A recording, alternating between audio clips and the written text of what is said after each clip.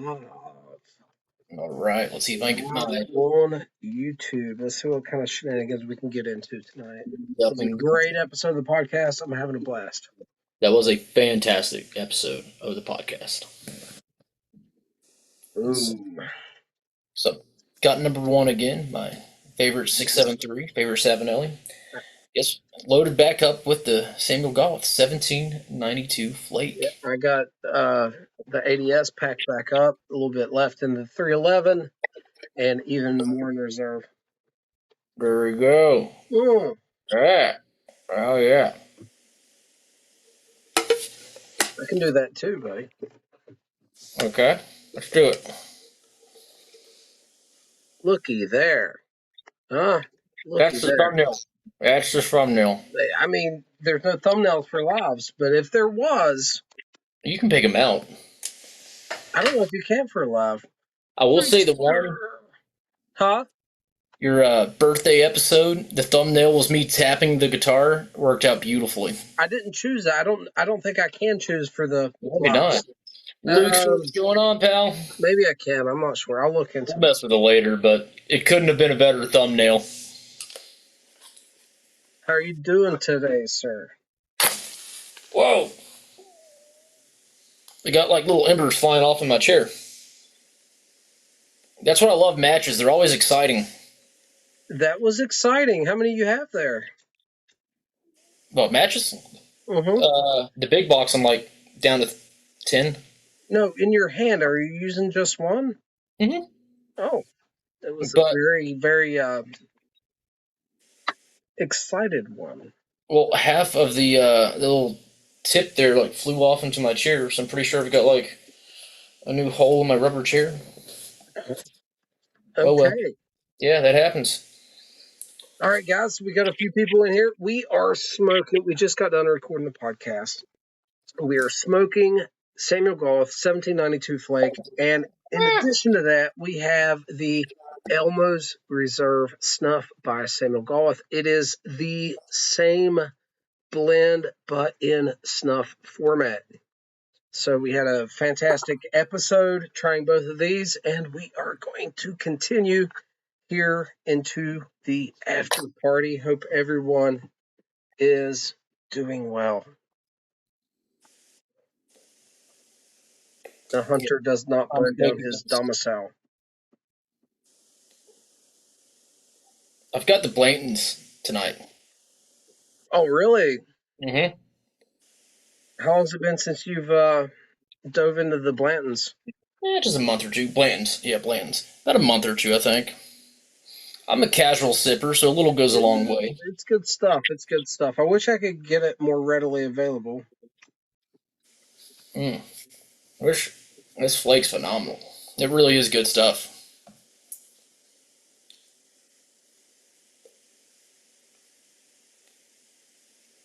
Excellent leaf. Excellent topping. So I'm glad you think so, because I'm a big fan of it.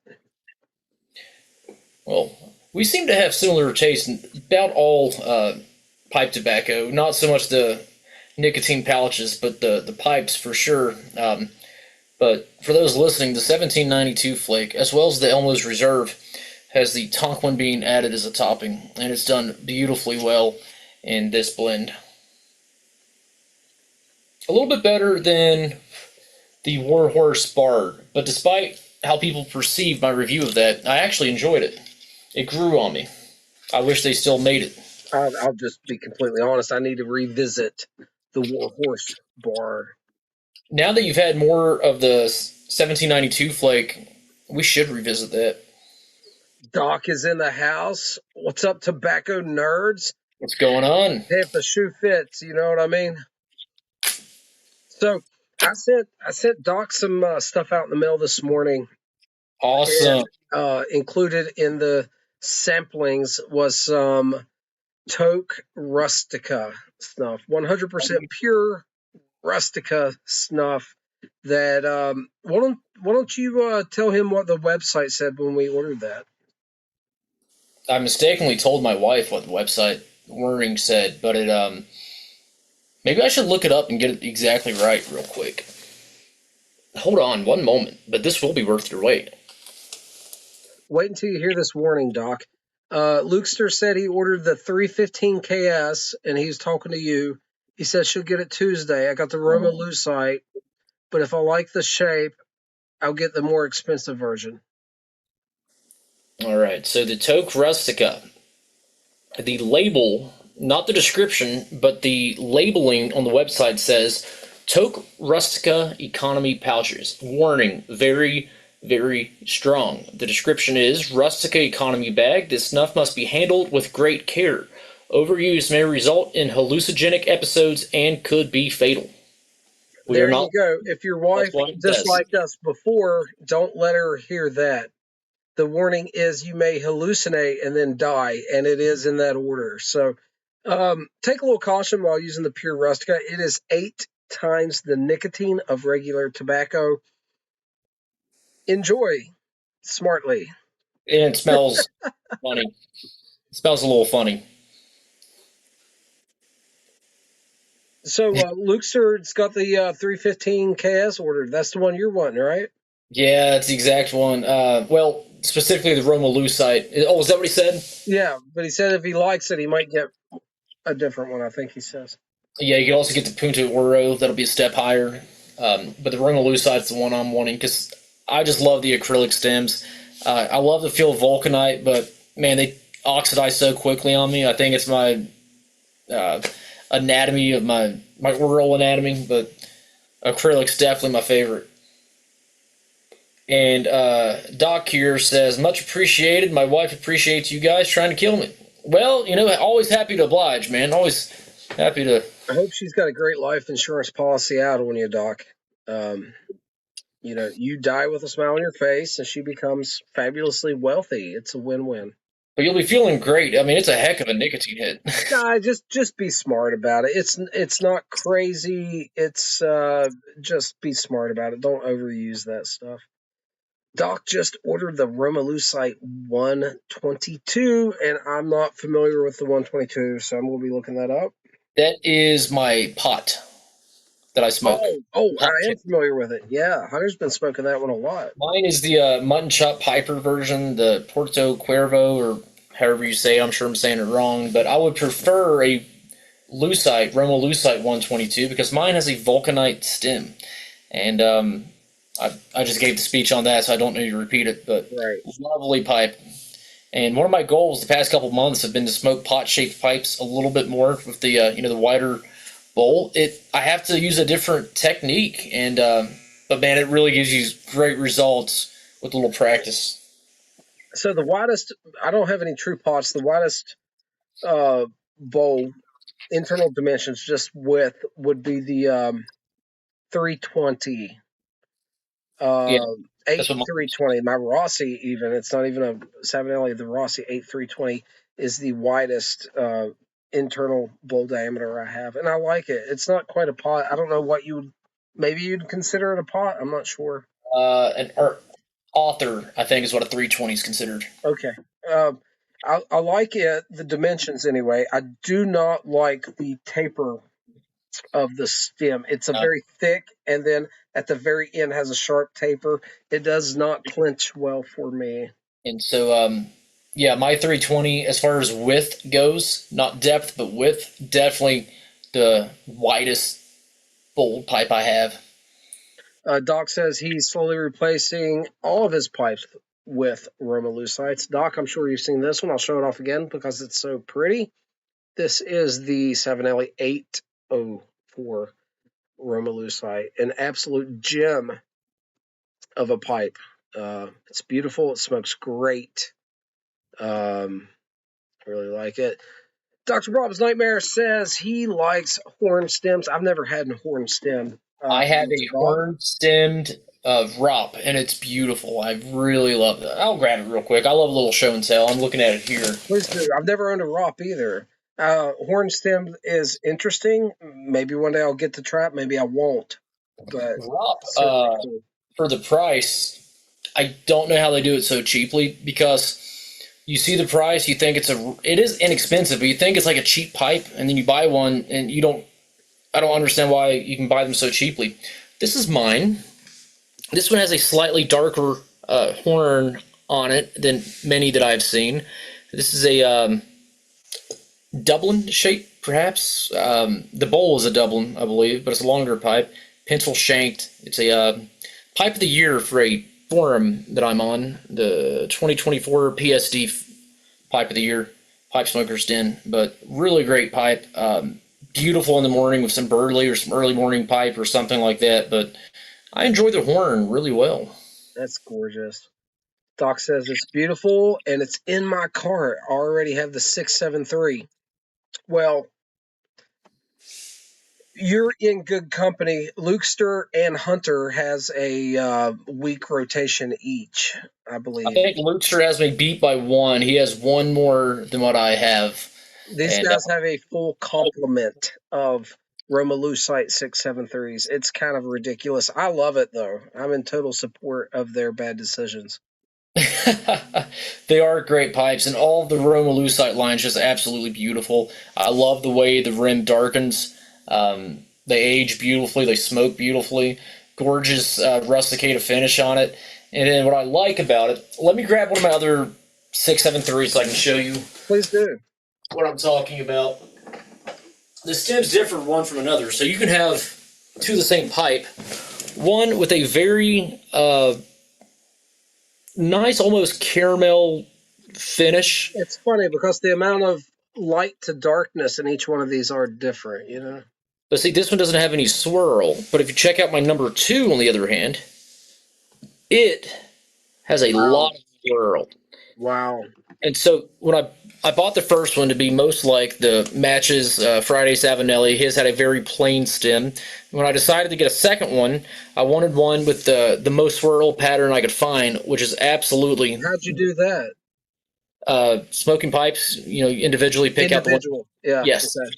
And so that's why I did that. And actually, some you get are very dark, like this one, the finish. My number 1 is much more reddish, and I don't think it's going to tell on the camera here. My lighting's not great, but in person... mine has a lot more highlights than I think yours... Oh, it doesn't show it very well here, does it? It does not show on camera, but in person. Mine... Oh, wow. Mine's not quite as... Right there, you can kind of see. Mine's not quite as dark as it's appearing, this 804. So... It's showing up much darker than it's looking to me. Yeah, mine does too. So Doc says that I just became his hero. Hold on, Doc.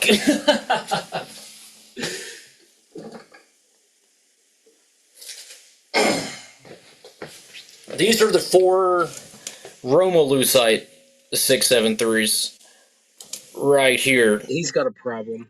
So we've got number 1, my most smoked pipe.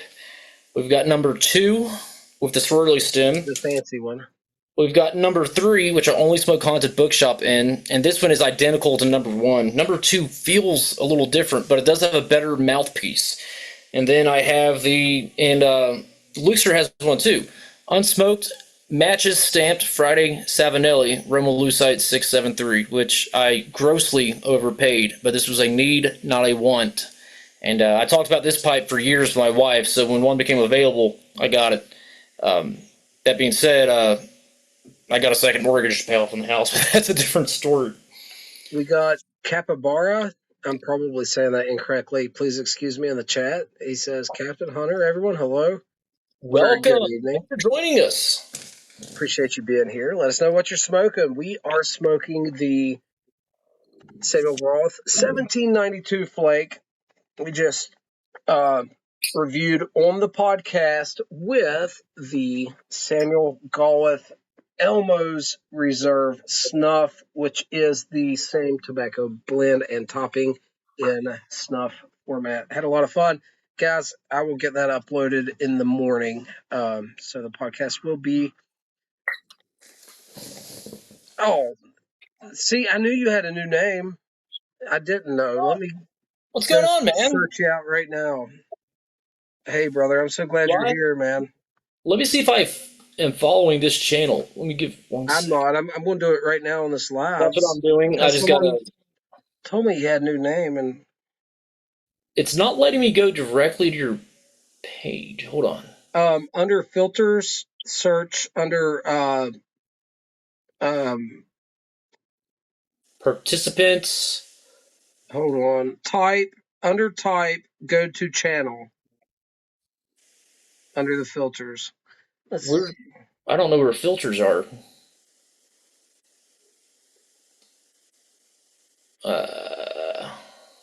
I see. Dude, there's so many capybara. It's that little critter. It's that freaking Australian critter that rides on the back of alligators. Okay, I'm not gonna do this here because it will take the whole time for me to figure it out.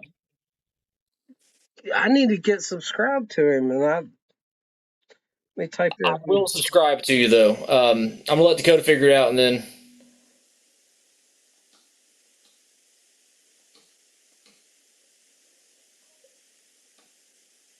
I will figure this out.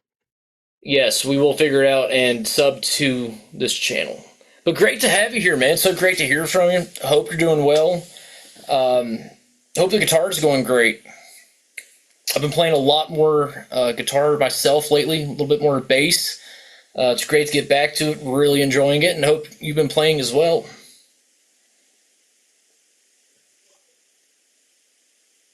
Esoterica Dunbar today.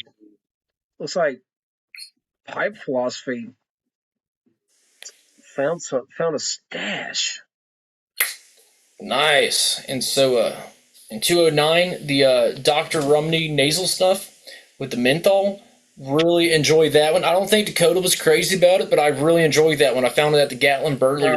I have some. I don't know which one. I have some Dr. Rumney, but I don't know which one it is. Yeah, I think it was that one, the mentholated one. Luke's finished up a bowl of Bold Kentucky. My man. Savinelli Bosco. How do you say that?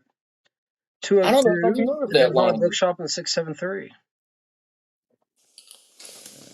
Let me Google it real quick. I know we're in the middle of a live, but my curiosity is getting the best of me because I'm not familiar with the 202 or the Bosco line. Now I might see the shape and recognize it, but off the top of my head, one of those older ones that no longer is in production. That happens a good bit. Like that. What was that long Canadian or Lumberman I got? The Extra Savinelli Extra. It's an apple billiard. Okay, is what it is. Lukester, is yours smooth or rusticated? I see it's available as both.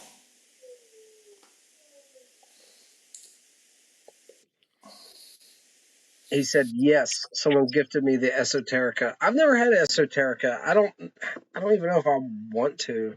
Didn't you have a little touch of that Penzance? I think I did have some a long time ago.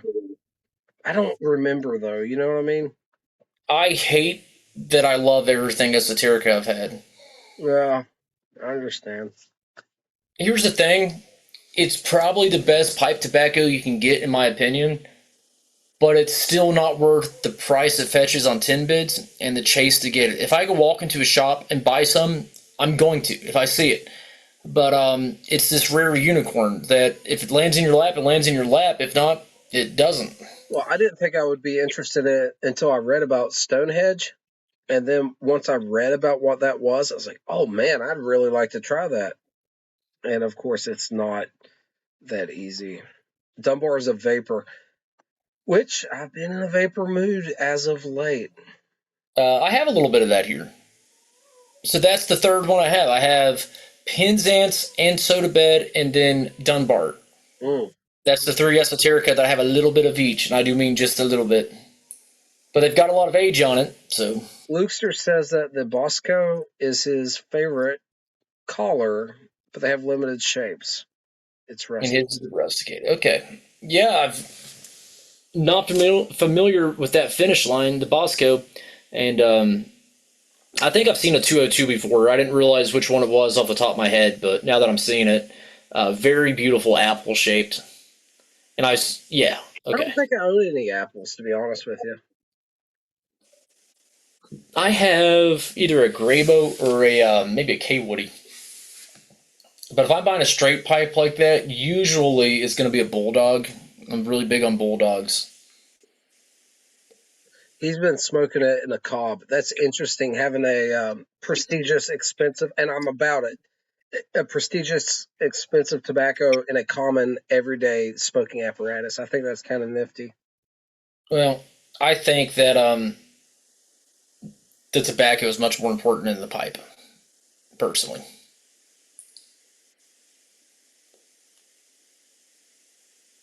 Ugh. 209, that's brutal, bro. Doc says he's been on the waiting list for years for Penzance, and he's down to number 172. I don't know, man. Like I said, I really want to try the Stonehenge, but The other one, I've tried Penzance. It really is phenomenal. I hate saying that because I hate to buy into the hype. Is it worth the prices? No tobacco, no matter how good it is worth the 10-bit prices for Esoterica. But it really is like the best. The one that I really want to try from Esoterica that I have not got to try is Stonehaven, which is a Burley and Virginia blend. is that the one I was talking about when I said Stonehenge? Maybe Stonehenge. Yeah, Stonehenge. That's the GLP's blend, I think. Come to think of it. Oh, okay, yeah, I meant to say Stonehaven then. I'm so sorry. I didn't realize until I kind of said it out loud. Yeah, that's my apology. Oh, that's fine. Yeah, the Stonehaven. That'd be one to find. But again, 10-bit prices. You're looking at $1,000 for an 8-ounce bag, if not more. Guys, I do want to mention, when we did this live today, I had something else in mind. I started a Discord server, and I was hoping that I would be able to send an invite in the chat, and anyone that wanted to jump into the call and be on video on this live could do so. Unfortunately, my streaming software that I'm capturing the video with and streaming it was not showing the video feed, and we were running up against the time I said we would go live, and so I didn't get it all figured out tonight. But hopefully, tomorrow or sometime later in the week, I will be able to do a live, and anyone who's interested can get on Discord, get on my server, and participate in the live with us. That is my intentions. I was wanting to do it tonight. I thought I had all my ducks in a row, and you know how that goes. It wasn't the case. But if you don't have Discord, if you're interested, jump on there. It's free. It's really cool. You can do a lot of stuff with it. You can do it on your phone. You can do it on your laptop. Yep. Very simple. You can use it like a forum. You can use it as a messenger. You can use it as a voice or video calling app. A lot of stuff's possible with it. So just wanted to throw that out there. Was not able to pull that one off tonight, but that is my intentions and what I plan to do in the coming days. And so 209 says he won't buy the Esoteric on 10 bits. Brother, I don't blame him. 10 bits is a great idea. The problem is you have people with very, very deep pockets, typically overseas, that is buying everything on there. And so if you have some vintage tins, you can make a lot of money. But if you're in the market, you're almost totally out of luck. Pipe Philosophy says it's like the waiting list on Beetlejuice. Do you remember that scene? They got the football players that died in the airplane crash and stuff. Yeah. I think that was the Marshall team is the only people it really could have been, right? You know what? I've never made that connection. I'm pretty sure that's the connection. It was the Marshall team that went down. It's not the same colors in the film, I don't think, but there's what other football team died in a plane crash? That would be it. And I've watched Beetlejuice. It never clicked. I might be completely off base here, guys. I kind of think you're on the money on that one if I had to take a guess, because I don't know of any other football plane-related disaster. You have a whole team. Yeah. Right. And, of course, Marshall University is in Huntington, West Virginia. We're from West Virginia, so that's kind of a big deal here. And, part of our sad part, but a large part of our history as West Virginians, and makes sense to me. I was watching a clip of Tom and Jerry, or one of those old Looney Tune cartoons. There's a scene in heaven, and there's these kittens or something that had died and gone to heaven. I didn't realize it at the time. They pull them out of a bag, and the bag's wet, so someone threw them in a bag and dumped them in the river. And that's back in cartoons. It used to be like really intense with the subliminal messaging. Right. Yeah, my reaction's the same to '09. I never thought about that, but I think Dakota's on the money on that one. I might have seen that somewhere. That thought might not be unique to me. I'm not sure. Well, it's news to me, but it makes sense. I have to say I have not seen the new Beetlejuice movie, so I'm not sure how it's gonna. Is it a remake or is it like a continuation? I know it's still the same people, I believe, but I hope it's good. I have no idea. I have no idea. I don't really watch much TV and stuff, so I really don't seek out new movies. I will say one I've been wanting to watch for a while because I haven't watched it since a kid was the like 1980s Teenage Mutant Ninja Turtles where you had the guys in the costumes. Absolute classic. I think that was the early '90s. The first one came. Maybe. What a classic. Rufus. Yeah, they're skateboarding in it. No, down here, and he lifts the money up through the sewer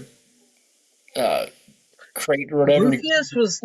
Rufus was Hook, dude. I just conflated two different movies. Like it's part two. It's a continuation. It's all right. Okay. When you say Hook, are you talking about the Robin Williams Captain Hook movie? Yeah. Rufus was one of the Lost Boys on a skateboard. I conflated that with the first live action Teenage Mutant Ninja Turtles movie in my head somehow. They were skateboarding in both of them. Yes. Do you see the theory that Peter Pan is really the angel of death coming to lift the kids up and take them to Neverland? No. Good Lord. And so, to discuss the podcast for a second, the episode that we just recorded, of course, we smoked Samuel Gawith's 1792 flake, which is topped with Tonquin bean, right here. And then at the end, we tried a little, well, we've had it before, but we used Elmo's Reserve Snuff, which is the same pipe blend in nasal snuff format with the Tonquin bean. And then we continue to smoke the pipe. And so we kind of used both at the same time, the nasal snuff and the pipe tobacco of the same blend at the same time. And what a phenomenal experience. Yeah, let's open these up and show it off here. Maybe take a pinch. It's so beautiful, guys. It's like reddish brown. Yeah. Coarse, medium moisture. Very user-friendly. Beautiful tan aroma. The ammonia is kind of aired out of mine, and it's just so pleasant. I just popped mine today. I've had some of Dakota's before, so I'm not entirely new to it, but still on the new side. But the ammonia wasn't so bad that it was overpowering. I mean, it was present, it was noticeable, but it didn't really take away from the experience. And I'm going to go ahead and do some here. Doc asked if it has the Lakeland Essence. Some people say it does. I'm not familiar with the Lakeland Essence, but from what I read about Lakeland Essence, I'm not sure that it does.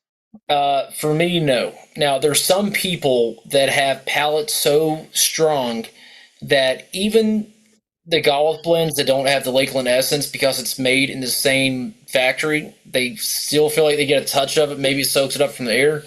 I don't get that. I've had Lakeland blends before. There's a lot of Lakeland blends, and I can't think of any off the top of my head. I enjoy them, but I don't consider it Lakeland, even though it is of the Lakeland district. When I think Lakeland, it's specifically that the soapy floral perfumey note. That rose oil note. Yeah, like Coniston plug. I mean, that's very Lakeland forward. One of my favorites is that Irish blend, which I guess it technically wouldn't be a Lakeland because it's not made in Lakeland districts. What am I thinking of? Condor. Condor? Yeah. Yep.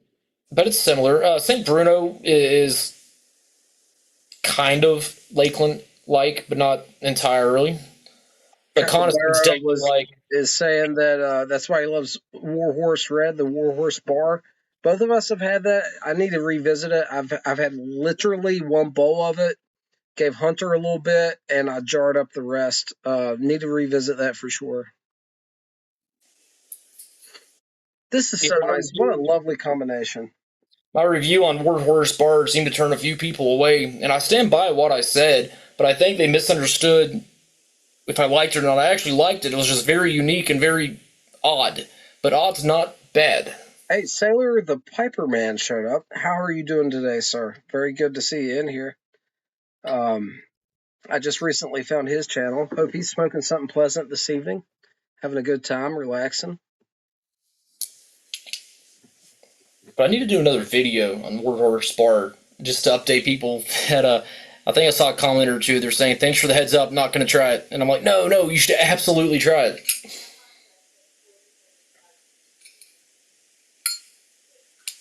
Best Brown is something I've actually not had a chance to try yet. It's on my list, Doc. Something I'm wanting to try. But yeah, Doc, if you like that Lakeland, if you haven't had Coniston, give that a go. That's good stuff. Sailor, are you in the States or are you abroad?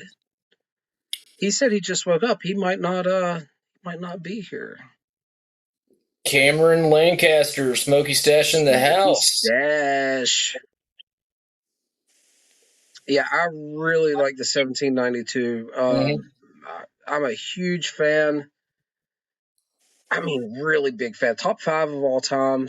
And the snuff, the Elmer's Reserve, which is the snuff made out of the same blend, is phenomenal. So, 2 comments on it. One is, and I was telling Dakota about this earlier, if they still made Warhorse Bard, I would buy a Savinelli dedicated to Tonquin blends because I'm really enjoying it. The second thing is I can't wait to have this in the morning with a cup of coffee. I think most tobacco tastes good with coffee, but this one is really screaming coffee to me. Like, I think Tonquin would meld well with the coffee. Oh, yeah. I think you're onto something there. Doc says he's going to send me a 10 of the best brown. Doc, I would love to try it. I would love to. And Dakota, if we want to give Coniston a go sometime, maybe try a Lakeland out, something completely different for the podcast. I've got some of that still. Awesome. I've got a few Lakeland blends put up. I don't know which ones they are, but I have to look. But I've definitely got a few. Okay, and so Sailor the Piper Man, I believe he's from Puerto Rico, I would say. It says Porto W. Maybe it's Porter Williams in Chile. I'm not sure. Now I'm interested. I'm not sure. I just recently found his channel. He had a great video he uploaded earlier. Oh, it is Puerto Rico. Okay. And moved to Puerto Rico. Hey, what the that's the place to retire to, man. That's awesome. So he has access to really good rum. The Puerto Ricano rum there, man, is really good stuff. I have never tried rum. I've had one rum my entire life. Sailor Jerry, drank it straight. Didn't really enjoy it. That's like a generic spiced rum. I'm talking about a nice white sipping rum. It'd be pretty different. Although Sailor Jerry's, I'm down with that. It's kind of a different thing though. So 209, I know the blend you're talking about, Bosun or Boston. I'm not sure how it's pronounced. I have not had I haven't had that one either. Yeah. I'd love to try it. I would go in my closet real quick and look to see what I have, but I've got guitars stacked in front of it. I'm not going to attempt that. But I do have several Lakeland blends put up for future use. It's not out with my main stash here on my bookshelf, but they will ghost a pipe. That's one thing about it. There's no doubt about it. Yeah. It certainly will.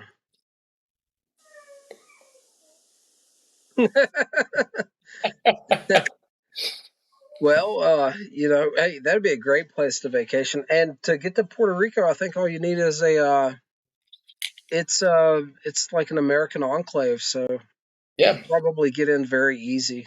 Yeah, you don't even need a passport. Well, to get on any plane, maybe you have to have a passport now, but Doc, you don't owe me a thing, brother. If you want to, thank you, but really, it's not necessary. I am swimming in tobacco at the moment. I really appreciate you, brother. It's really not necessary, but if you feel so inclined, thank you very much. And so I've gotten a lot of samples this year from yourself, from Smoky Stash here, Cameron, and of course, Walt. I've got to say, I've moved all of my samples into Mylar bags. not for long-term storage, but to keep it fresh until I get to it, not for aging purposes. The Mylar bags are working out fantastically. I got like 100 bags on Amazon for like $8. And if anyone's curious, you should really look into the Mylar bags for storage. They save a lot of space. And I'll be honest, I've had blends in Mylar for a couple of years. I don't know if they really aged per se any, but it absolutely kept it fresh. We're going to have to get Smokey Stash back on the podcast. Had a great time with him that last go around. That was fantastic. Yeah. Next time, he's going to have to give us a tour of the garage.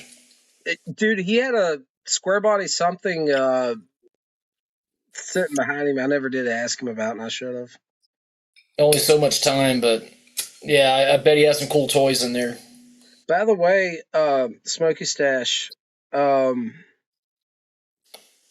episode you were on with us is our #1 episode as far as downloads and listens.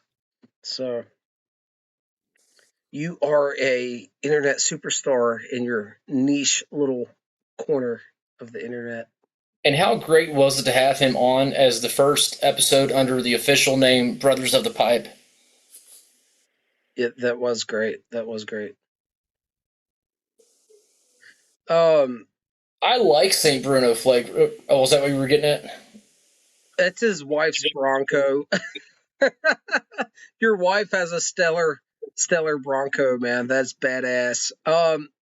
Cellular Pipe Man was asking about St. Bruno Flake. I have not had it. I know Doc here in the chat has, so maybe he can.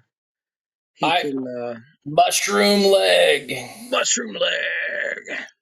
How you doing, brother? Good seeing you, man. So, Sailor the Piper Man, I've smoked St. Bruno Flake. Actually, I have the Flake here. I haven't smoked it. I've had the ready rub version. It's really good. It's what you would call a British OTC, but really top quality. So it's topped slightly aromatic in a almost Lakeland-like perfumey, soapy topping. Kind of tough to describe. Very enjoyable, superb tobacco quality. It seems like a lot of people enjoy it, even here in the States, and those that are not native to the Lakeland essence or to that British OTC style. But if you get the chance to try it, you should give it a go. It might be a little odd at first, but it's a very comfortable blend to smoke, and I think you'll enjoy it. Everyone's chiming in. Doc said it's his #3 all-time blend. I had no idea. That's, Doc's well smoked. He's had a lot of stuff. He knows what he's talking about, and that's very, very high praise coming from his discerning palate.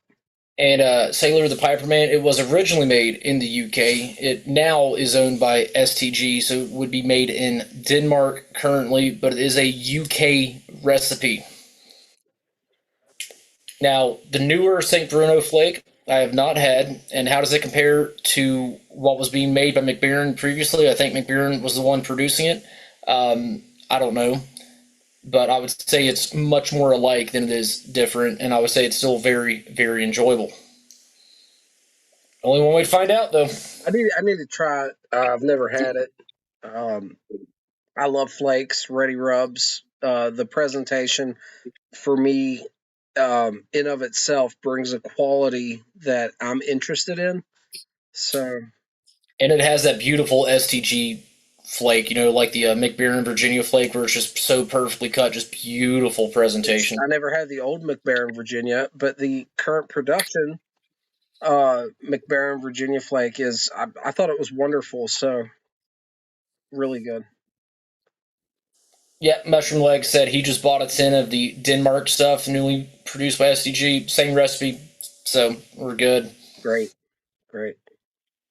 And I smoke a lot of STG stuff that was made by other people. I still smoke the Dunhill Now Peterson blends. Of course, STG was producing it, when I was smoking it under the Dunhill name, but it was not always produced by STG. Right. But I still see a lot of people loving it, smoking it. 965, Nightcap, Elizabethan, all these blends. Still a lot of people loving it, a lot of people smoking it. But there's a lot of people giving the current production McBaron Virginia flake crap, right? as it compared to the original, which this always happens. Even when the Dunhill blends moved to Peterson, and the only thing that changed was the label. The same company was still producing it. There were still people talking crap saying the quality changed. One of my favorite YouTube presenters is Stuffing Things, Bradley. I like him, yeah. I like him really well, and his go-to blend is Elizabethan mixture, Dunhill. And so when he was smoking it, it was produced by STG, and then Dunhill, quit for a while, and a year or two later became back under the Peterson's name. In between the two, he tried Sutliff's match to Elizabethan, which is actually a match to not when STG was producing it, but Murray was producing it, which everyone says Murray was a lot better than STG, and that the match was way better than actual Elizabethan. He smoked the match, didn't like it at all. Of course, Elizabethan came back under the Peterson name. He was happy again. That's the one he preferred. So, just because everyone may say one thing, it's down to personal taste. Bradley definitely knows his pipe tobacco. I think he has a great palate. I enjoy his reviews. And he definitely preferred the STG version. Let me jump in here. Pipe Philosophy says he loves Nightcap. It's in his top 3. I've had more Nightcap, possibly, than any other type blend of pipe tobacco in my life. I am not so much currently, but over the last 18 years of smoking a pipe or so, I have smoked a lot of Nightcap. I absolutely love it. Sailor, the pipeman, says, what's good as far as burley blends now? Let me chime in on this. I'll give some recommendations. Ravenwood's Old Burley Bear, next time it drops, is something you don't want to miss if you're interested in burley. I've been big on the Wessex Burley Slice. The Solani Aged Burley Flake is very good. And another one new to me that I absolutely love, and Hunter is going to touch on this company here in a second, would be the HU Nashville County. And it's a very good value. 100 gram tin, readily available online for around $20. It's fantastic. And that tin is a 100 gram tin. So it's 3.5 ounces for $20, which is a great deal. Cameron asked me if I had tried the HU Indiba that he had sent me a while back. I have not tried it yet. I'm afraid it is on the list. It's in the Mylar, ready to go. But since you mentioned it, that one just got booted to the top of the list. Yeah, Sailor the Piperman, Wessex Burley Slice. That's where I get my name from. Leaned into that a while back because I was really into it, trying to source it, and I was having a difficult time. It is a slightly cocoa topped, pure burley flake in the European style. It is absolutely delicious. The tin says it is licorice topped, but I get just the faintest hint of licorice on the finish. I really, the predominant notes is the natural cocoa in the burley with a slight cocoa topping, and it's delicious. I hope you have or get a chance to try it. It's really So good. we have a couple people mentioning, Cameron included here, on the HU Makua. I think I'm saying that right. Yeah, that's one I've been meaning to try and haven't had the chance yet. And then Pipe Philosophy says, he bought the Peterson Standard System 301, which is a pot shaped, and that pipe loves Nightcap. Absolutely.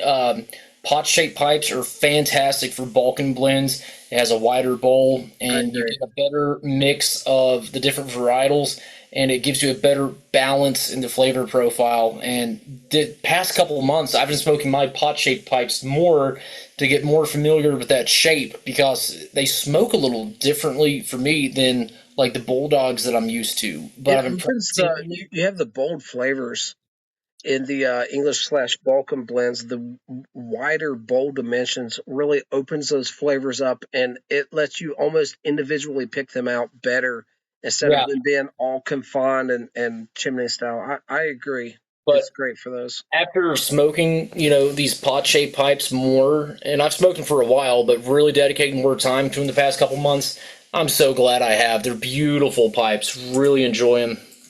Doc saying he likes to smoke his Latakia blends in his 320. Same.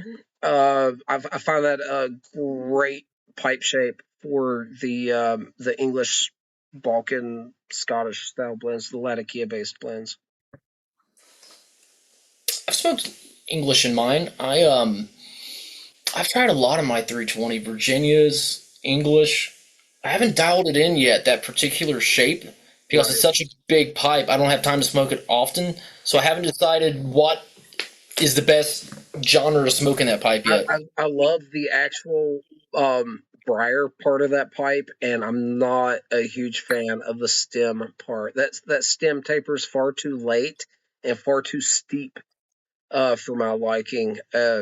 But I love the briar part of it. Maybe I need to make my own custom mouthpiece for that pipe. And they're not technically sitters, but they don't need a pipe stand. They'll sit flat on their own very Yeah, easy. And that's a feature that I really appreciate in pipes, that I appreciate more as time's gone on. I've run out of all my pipe racks and pipe stands, so pipes now are like piling up different. And I don't have that many, but I just don't have many pipe racks. So pipes that sit on their own are fantastic. I agree. It's always nice. So Lukester smokes English blends in his solo stove, That's a which camp stove. That's got to be a joke. You talk about a. okay. He's talking about a. I might be off the base here, but if I'm not mistaken, he's talking about a backpacking stove. Let me Well, know, Lukester, what you're talking about there. I think you have a better guess than what I had because I didn't know what he's talking about. But I got the LOL at the end, so I knew it was something funny. I think Doc's mentioned this to me before with the stem on this Eleganza 320. I looked it up once, and it did have a better dimensions in the stem there. I'm going to relook it up. You got it right, dead on. That's funny.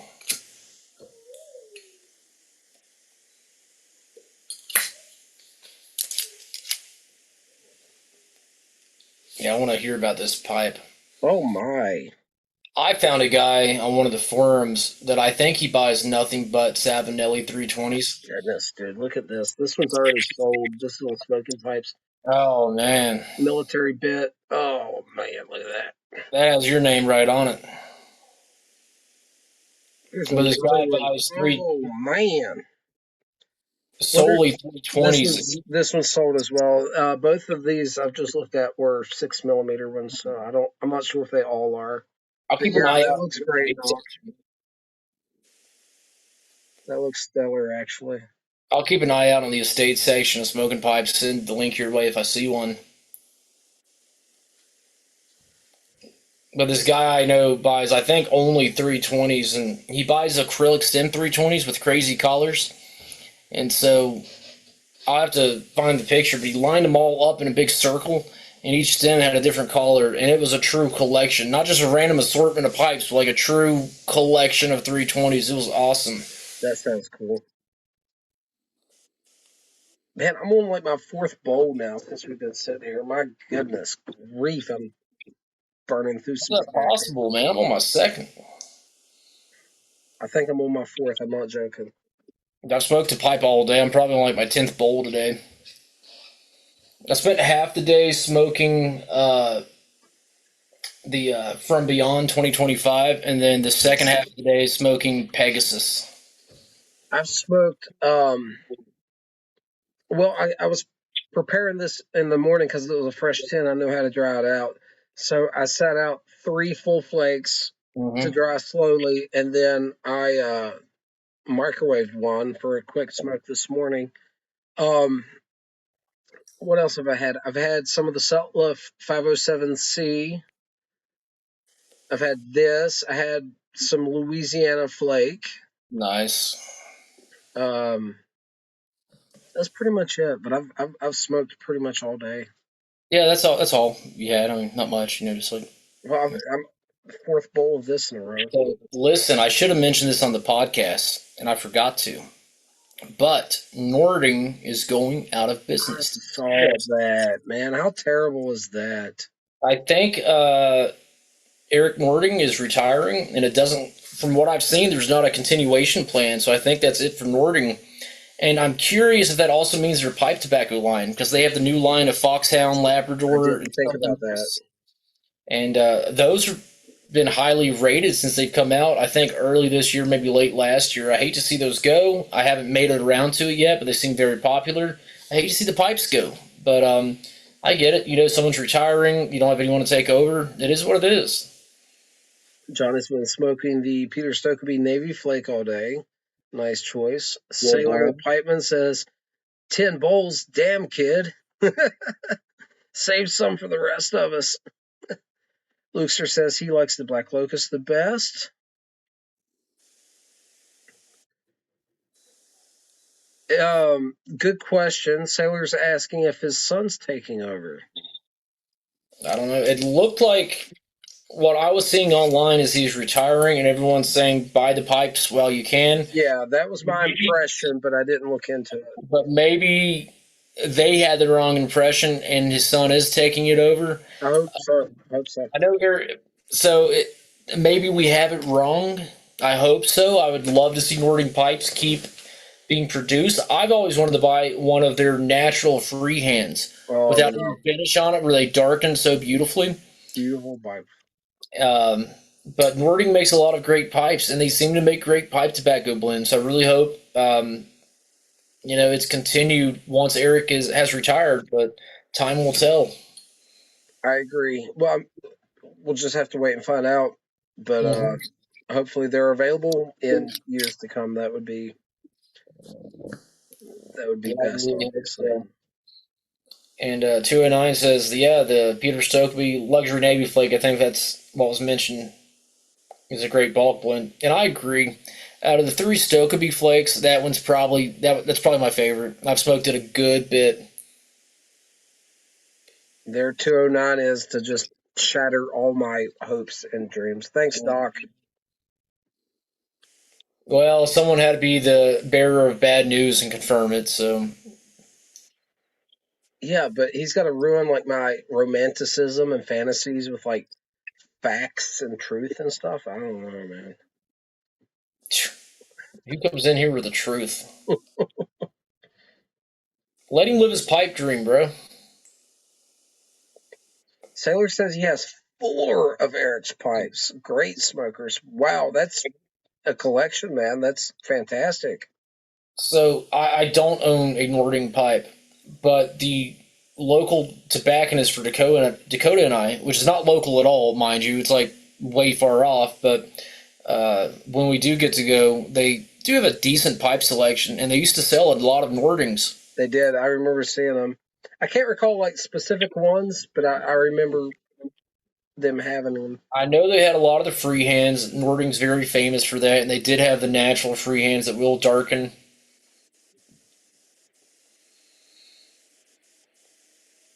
So 209 really enjoys the luxury bullseye. And he's glad to ruin your night, Dakota. Your night too. I enjoy the luxury bullseye flake, but I'm such an Escudo snob that the Cavendish throws me off. Really the Escudo fan. So if I'm going with a coin cut, that's what I'm picking. Problem is, Escudo's very expensive and not available in bulk. So, luxury bullseye flakes very obtainable, and they usually have sales on it. And this pipe's about done. Oh, I remember seeing some of those Luxer, the hunting series Luxer's talking about. I don't know if you've seen those, Hunter. Those are fantastic. What's the series that Nording has where it has the very thin metal shank? That's not the Hunter series, is it? I don't think so. Cameron says his first briar pipe was a Nording. It was the Erickson line. Thank you, love. Cameron, that wasn't the one that you found on the ground that was like... No. Okay. And he has I try to look through Smokey Stash's posts to find that pipe he was talking about, the one that he found and he had refurbished by someone.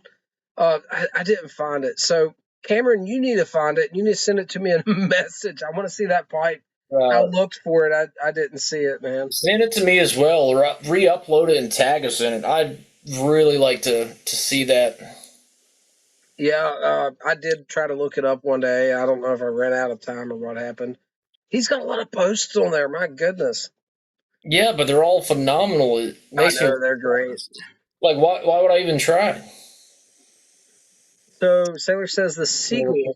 Okay, I remember that because you were talking about your wife's Chacombe, the little blue one, the Yep. Starry Night pipe, Yeah, that's it, man. You nailed it.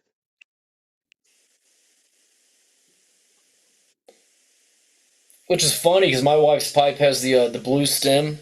So both her wives, their first pipes are kind of blue. Yeah, they kind of match. Luxer says the hunting series was a different animal name each year. That's right. Was this a pipe series? Uh-huh. Pipes, not blend pipe. Okay, Yeah. It's a annual thing. So I don't think there's a whole lot of them being made. gotcha. I've seen them. I just can't. I remember I was impressed with them. At least what's associated in my mind. Well, I wish I would have picked up, and I don't have the funds at the moment for it, but I wish I would have picked up one of those natural freehand pipes because I love all natural pipes. Savinelli's on unfinished, natural line. Of course, Morgan Bones. Bones. We had theirs. Even higher end brands like Castello and Dunhill had these natural pipes. I just love the look of natural briar and a pipe that darkens as you smoke it. I wish they made more of them. I was talking to Nate King a couple weeks back, and we were talking about my Bones Chubby Rhodesian that I enjoy. And I was like, hey, if I had to ride into the apocalypse with one pipe, I was like, this might be it. It's a Yeah, tank. I was like, my only complaint with it is, Sim, right? yeah, it's a saddle bit, but it's like slightly thicker than I think it should be. Brutal enough. Good. And what time is it there, Hunter? Give it a call. 4:30. Maybe 3:30 or 4:30. But Nate's like, hey, I know a guy that might be able to help you with that. So maybe in the future, I might actually try to take him up with that and commission a stem being made for like one of these pipes that I love, but I'm not completely in love with the Right. stem. But Nate mentioned it, and maybe I will. Hey, Will Bill is in the chat as well. Bill, there we go. I'll tell you what I'm going to do. The Inferno, my first 673, the Rossi, it's still in great shape, but it does have the vulcanite stem. If I ever chew through that vulcanite or it becomes so oxidized I can't use it, I will pay someone to make me an acrylic stem for it. That is such a fantastic pipe. The stem will cost 4 times what the pipe is worth if you bought it new, and I don't care. It's such a great pipe. It's my second most smoked pipe, and I'd pay the money to have a new stem put on that when the time comes. Hey, Cameron sent a message on Instagram for the two pipes. We'll look on right now. Okay, I'm on my phone, so you'll have to look it up, Yep, and I'll then look it up and I'll show it on here. okay, that sounds good. And I need a bit of a refresher. I'm going to do something a little different, actually. Oh. Ooh. Here we've got some Aaron Gobra Irish Coffee Cigarillos, 50 pack. Been smoking some of these. Look how beautiful those little cigarillos are in this box. Love that. My goodness. Grief. Small cigars, but delicious. So, this is the Erickson one. My goodness grief. He started with a bang there. Let me see if I can. So that's that Chacombe, huh? No, Wow. no. This is the um, Erickson line by Nording? Nording. Yeah. Oh, gotcha. Yeah, that's beautiful. And then I will bring the Chacombe up next. Okay.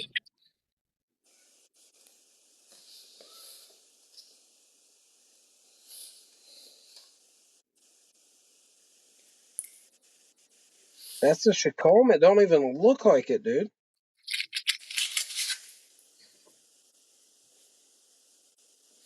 Is that? Yeah, it's a military mount. That's not what I was expecting when he described it to us. That's not what I was expecting at all, Which but he had it refinished and everything. Obviously, it looks great.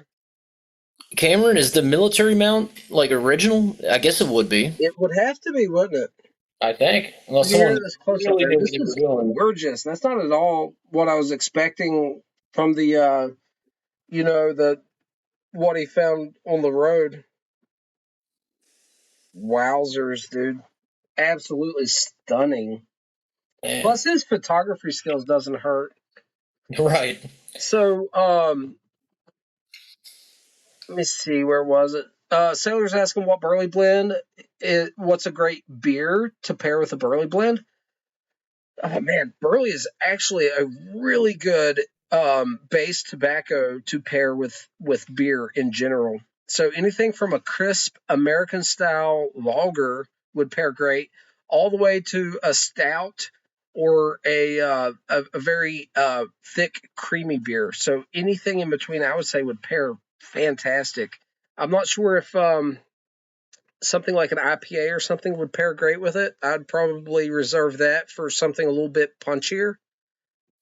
Maybe a nice Kentucky Fire Cure blend or something. But yeah, Will Bill comes in with a great answer, and he says honey mead would work for sure. Will Bill's not wrong. Okay. Will Bill's not wrong at all. Honey mead sounds fantastic with a burley blend. Yeah, I don't think I've actually ever had mead, real mead. I've had mead. I Yeah, think honey mead's a bit redundant, Will Bill. I think mead implies honey, huh? I'm just pulling his leg. So like an HU Nashville County with some mead sounds phenomenal. I think he hit it out of the park. I mean, HU Nashville County goes great with everything. It's Coffee. a Uh, standard stem on that Chacombe, but both are capped. I had no idea. That's so interesting. Okay. Italian pipe maker influenced pipe makers worldwide too. Yeah, the Italian pipes, I mean, influenced a lot of people. And then Luke's Booster's got good meat in Michigan. I've got a buddy in Michigan who's like a avid drinker. He might be borderline alcoholic, but he's my dude. Might have to ask him to see if he knows of any good meat up there. I don't know of any locally mead being produced here. I wish I did. A lot of local moonshine being produced here, but not so much mead.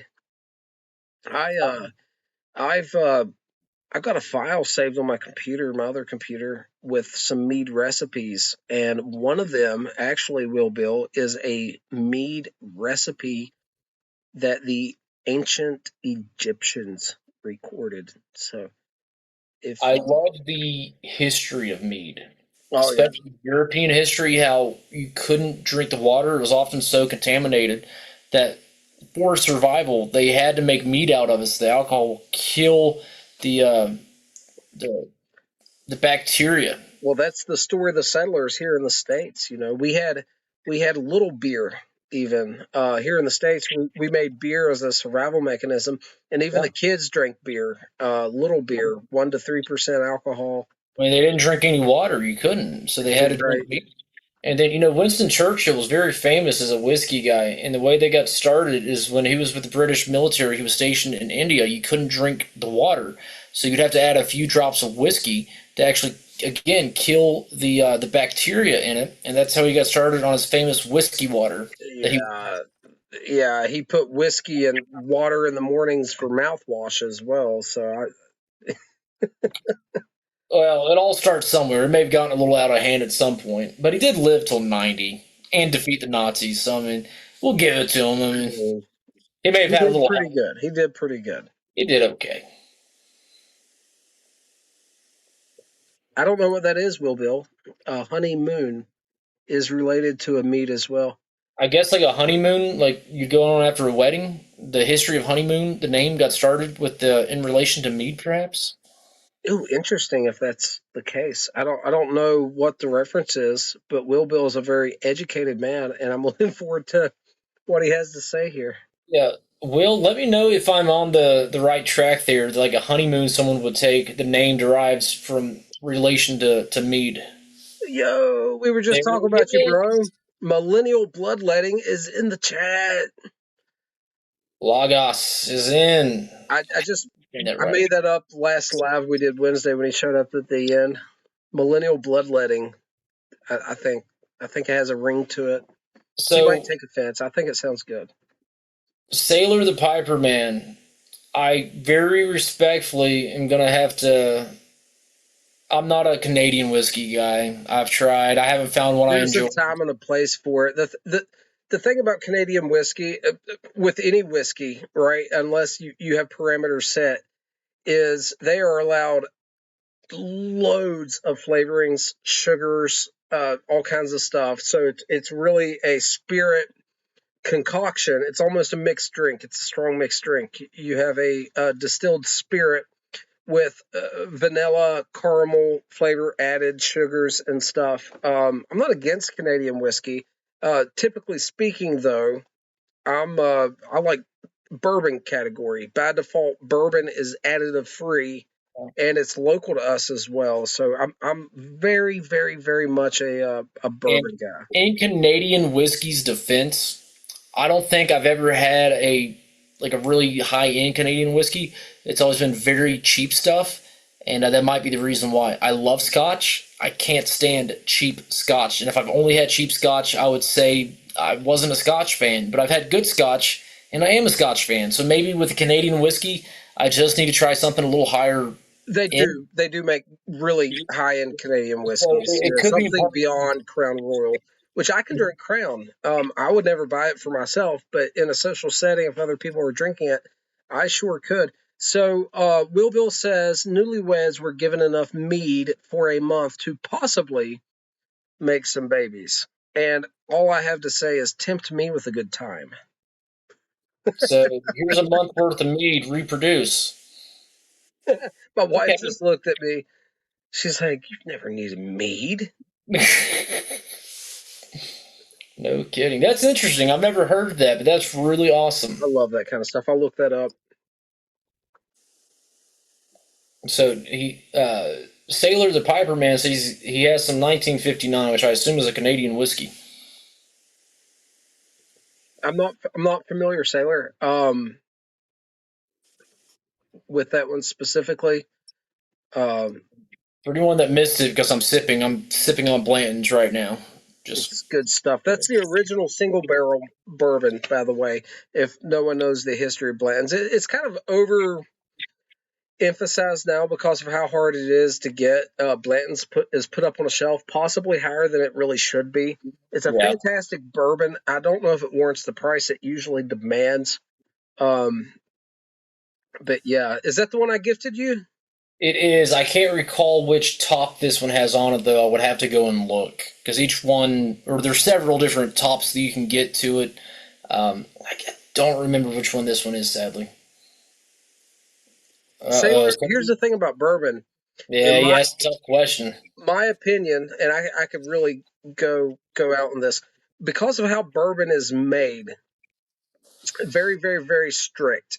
It has to use virgin white oak barrels, aged no less than 3 years, and because it is additive free, I don't think there's any bad bourbons. Even the youngest, cheapest, bottom shelf bourbon is still a good value for the money and is blowing everything else in the price range out of the water.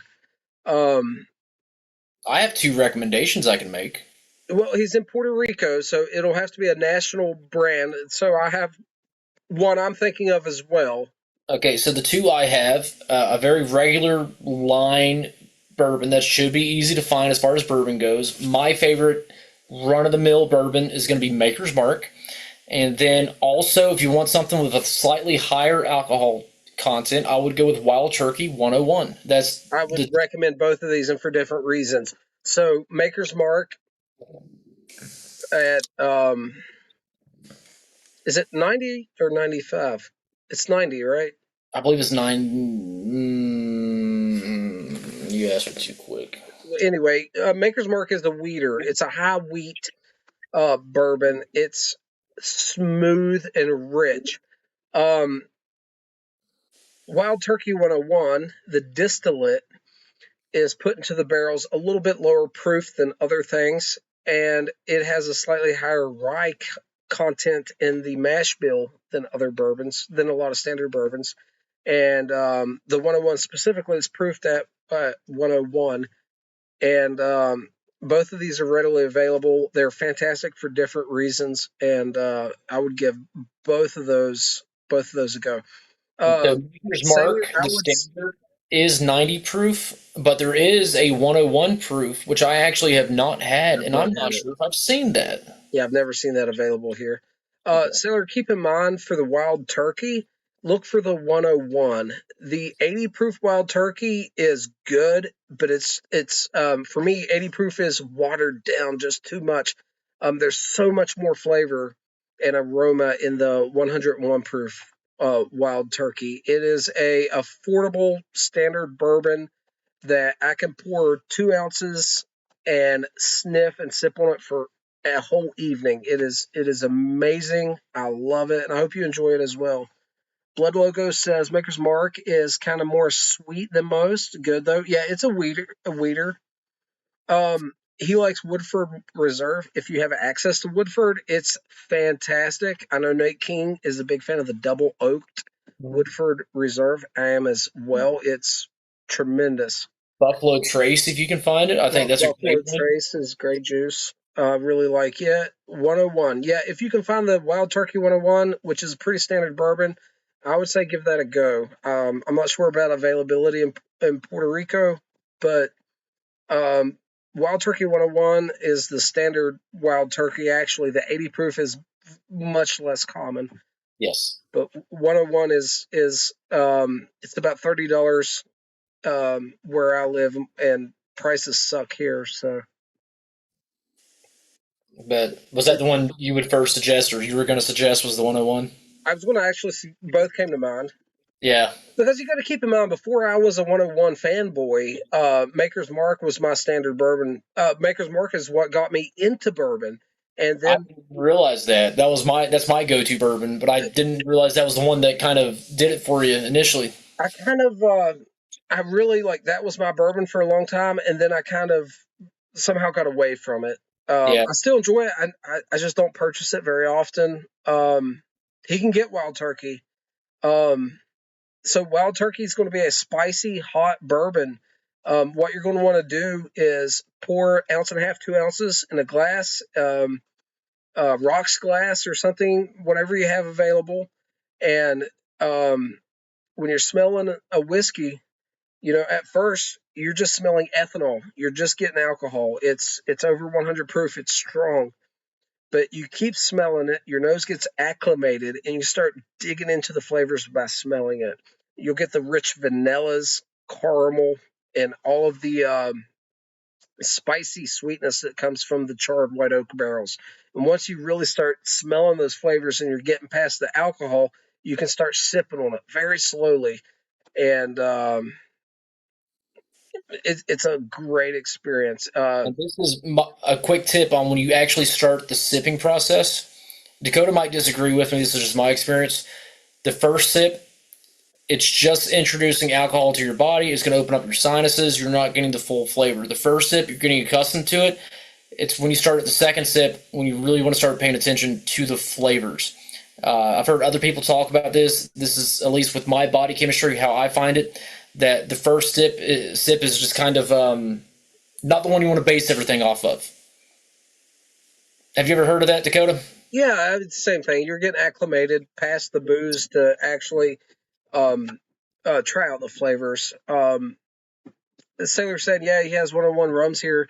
Yeah, he's in Puerto Rico. Puerto Rico actually produces some of the better white sipping rums on the planet. There's some extremely high-end rums produced in Puerto Rico.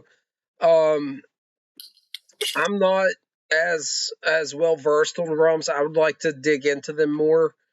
I don't have access to them here, just to be frank. Yep. I would like to get into them more. So the Sailor Jerry that I had, I think it's more commonly used to mix with and not drink straight from the sound of it. I've drank it straight. Wasn't a fan of that. Saying he likes spiced rum. So like Captain Morgan's Sailor Jerry, what's that? Colonel there's a cheap one that I actually enjoy too. It's actually 70 proof or something, 35%. Colonel something, really cheap spiced rum. It's good. The spiced rums are adding flavorings and sugars, and they could probably get away with a lesser quality alcohol. I'm not saying all spiced rums are lesser quality, but you're introducing stuff to cover up some of the boozy effects. And hey, brother, you send me a bottle, we'll review it right here. I'm always down for a good time. Well, Don Q. I don't know Don Q. I do know. I just know like the provenance of Puerto Rican rum is very high regarded. I like with Coca-Cola or on the rock. Now we're talking a spiced rum with a Coca-Cola. Here's my problem. Pipe Philosophy. I'm sorry I keep calling you that if you don't want to be called out. I'm not meaning to dead name you. I've done the same thing, so I apologize as well if needed. I've done it with Blood Logos tonight too. Millennial bloodletting. Mixed drinks and me. I have one issue with mixed drinks. I don't gauge how much I've consumed as easily as if I'm sipping on something straight. If I'm sipping like a bourbon straight, I am very aware of how much I've drank, and I can Thanks for stopping by. Take care, man. Good to see you. Hey, I was serious about having you back on the podcast. Love to soon. But with mixed drinks, I tend to consume it easier, and I have a tendency to overconsume with mixed drinks, just to be frank. I could do like a Jack and Coke. I enjoy that pretty well. Now, typically, I drink my bourbons room temperature. I don't really drink it on the rocks. That being said, one of my favorite mixes that I really do enjoy is a peaty Scotch. And if I'm mixing, I want to get something that's not super expensive. So, like Johnny Walker Red, and mix that with a ginger ale. You can choose any soda that you prefer. I think for Scotch, a clear soda, so like a Sprite or a 7-Up is a good option. I prefer ginger ale, but ginger ale is just a little bit of Scotch, and man, I absolutely love it. The taste of the ginger, and then you get the smokiness, the peatiness of the Scotch. Fantastic. So, I have to agree with Pipe Philosophy. I think a spiced rum and a Coke is delicious. I just personally have to be careful with it. Will Bill says Cuba Libre was my drink going to the casino. Everything about that says count me out. We will end up on the front page the next morning. It's going to be an epic story, Will Bill, but everything about that is bad news. Sailor says he loves Jack. Now, I've never had the spiced rum and Coke. You need to try that, Hunter, since you like Johnny Walker Red and Coke, which is it's a mixer Scotch, right? That's why it's made. Although I've had it neat plenty of times. Yeah, try that. Spiced rum and Coke is delicious. It really is. Give that a go. There's something else. Let's talk about Jack. Jack is extremely popular around here, and I think it does make a great mixer. Jack and Coke's a classic. Jack Daniels, like Gentleman Jack, Single Barrel Jack. I like Jack, but Tennessee whiskey is its own little subcategory that is not at the top of my list. Although I do enjoy it. And I enjoy Jack Daniels. I have a Zippo Jack Daniels lighter that I love, but that's neither here nor there. I have had Gentleman Jack, where it's I think double charcoal filtered, I believe. And then I guess the single barrel will differ from batch to batch, but the bottle that I was gifted a couple years back of the single barrel Jack Daniels, I really enjoyed that. I saw my mother-in-law take her husband at the time. He had a half a bottle of single barrel Jack, and she needed to make some kind of cookies that included bourbon, and she used that to cook with. No, what a waste! He didn't have a spot. He should have manned up. I don't think he was there.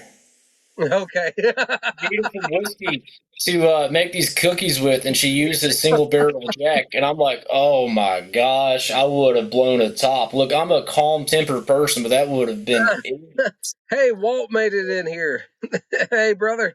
Hey, Walt. We mentioned you on the podcast tonight, my man. Yes, we did.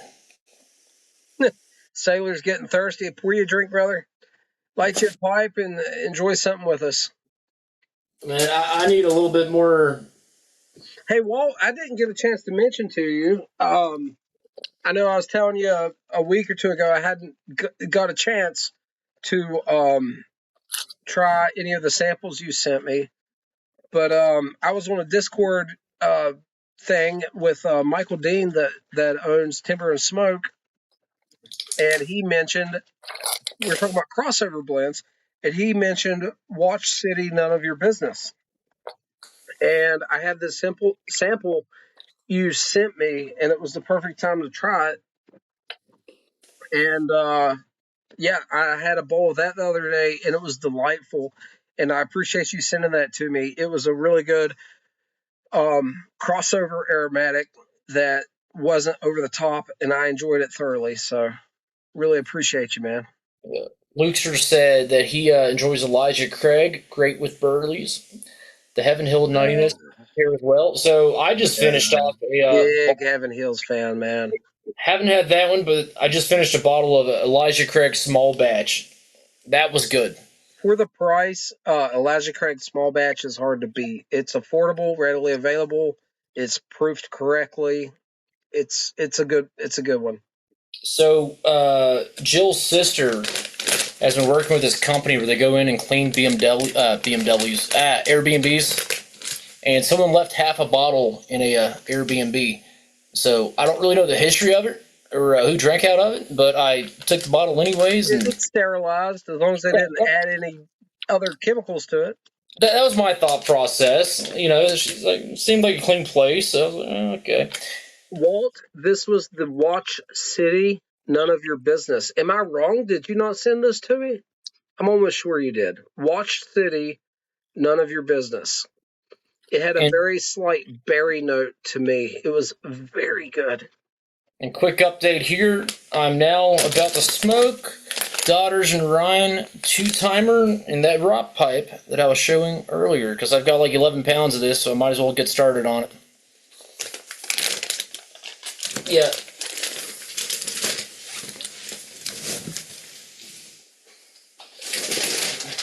Yes, that's correct, guys. He said 11 pounds. Look at here. Look at here. I haven't jarred mine yet. I jarred mine. It took 20 half-gallon jars. 20 half-gallon jars. They're jarred up. They're labeled. My goodness. So mine's still in the bag, but here's the twins. Proud dad.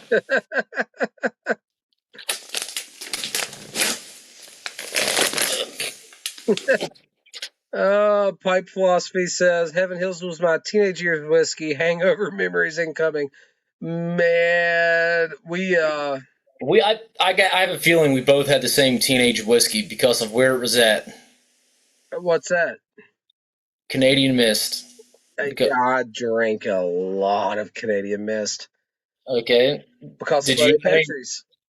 Oh, no, I was talking about what Mom used to keep for medicinal purposes when she had a head cold. Bought that for her from Buddy Petrie's, though. Yeah, our mom doesn't drink unless she has a cold, and she takes a little swig of Canadian Mist. And as a teenager, I got plenty, buddy. I'll send you some. It's not a problem. I sent some to... Who did I send it to? You told me, but I forgot. Sow Dog. I sent some to Sow Dog. And I'll send some to you as well, my man. I got more than enough. I won't be able to send it out until next... Yeah, oh yeah, it's a Canadian blended whiskey. I won't be able to send it out till next Saturday, but I absolutely will. My philosophy said his uncle bought it by the gallon. Whew, yeah, when I was younger, my goodness. We had a local general store that did not have a liquor license that sold moonshine and Canadian Mist from behind the counter. That was the one whiskey he had that he'd sell. He wasn't supposed to, and I bought a lot of it when I was young. Oh man, the first whiskey I ever actually bought for myself, I had no idea what I was doing, and I just grabbed something off the shelf that I could afford, and I was unfortunate enough to pick out a bottle of Black Velvet. That's Canadian as well. Yeah, but I would take the Canadian Mist over Black Velvet any day of the week. Canadian Mist is kind of like the welfare version of Crown Royal. Oh, I drank a lot of that, man. I have drank a lot more than I'd like to admit. I've drank a lot of it, but I don't know. I don't have a huge budget, but it's a little bit better than Canadian Mist. Yeah, I haven't bought Canadian Mist in a couple decades. I've been drinking lately because where I've been projects been slow this time of year. I've been drinking oh my gosh, not Old Crow, but Evan Williams. I've been drinking Evan Williams. It's like a $18 or $20 bottle, Yeah. And it's really good for the price. It really is. Their small batch or special select or whatever it is really good for the money. Great bottled in bond. Sailor says he hasn't had moonshine since his Navy days. Good moonshine's hard to find, but where we live, it's quite prevalent. There's a lot of moonshine that. That's the one thing we have going for us. Just, don't get caught. Yeah. But I do enjoy that Evan Williams bottled in bond. Willie comes in the chat. Good to see you, man. Thanks for stopping by. He says Crown goes with Coke, Canadian Mist goes with Pepsi. Here's a man who's really like, he knows what he's about. He's been there and done that thing. I have to agree with that. I'm sorry, but I can't stand Pepsi. No offense to anyone that does, but can't stand it, won't drink it. That's fun. Angela says you're allowed to be wrong. Yes, she is. Doc says you're giving me gut rot talking about those vile blends. Yeah, 1783. That's the one we were trying to think of. Turned me on to the 1783. I picked up a bottle of it a couple months ago, and I think I've drank all of it, but it was really good. And it was a good price, like maybe $25. Yep, it's very affordable. Lukester says, have you tried the Rivertown Works hazelnut? I have not tried that blend. What I have had is the Oak and Ember, which is dark burley red Virginia, kind of like Haunted Bookshop without the perique, and then Sunrise Select, which is just bright flue-cured Virginia, very hay-like notes, some citrus going on. Both of those are great, but I haven't ventured out of those two yet. Sailor says, we had a sailor. His whole family were moonshiners from Virginia. Yeah, I can relate. We've had a few of those around these parts. I played a gig. Says he had moonshine about 20 years ago at a gig. Luckily, he had already performed. So we had a regular gig at least once a month in Clay County, which Dakota knows where Clay is. He knows what I'm getting at here. The guy that ran the place made moonshine, and What was the venue in Clay?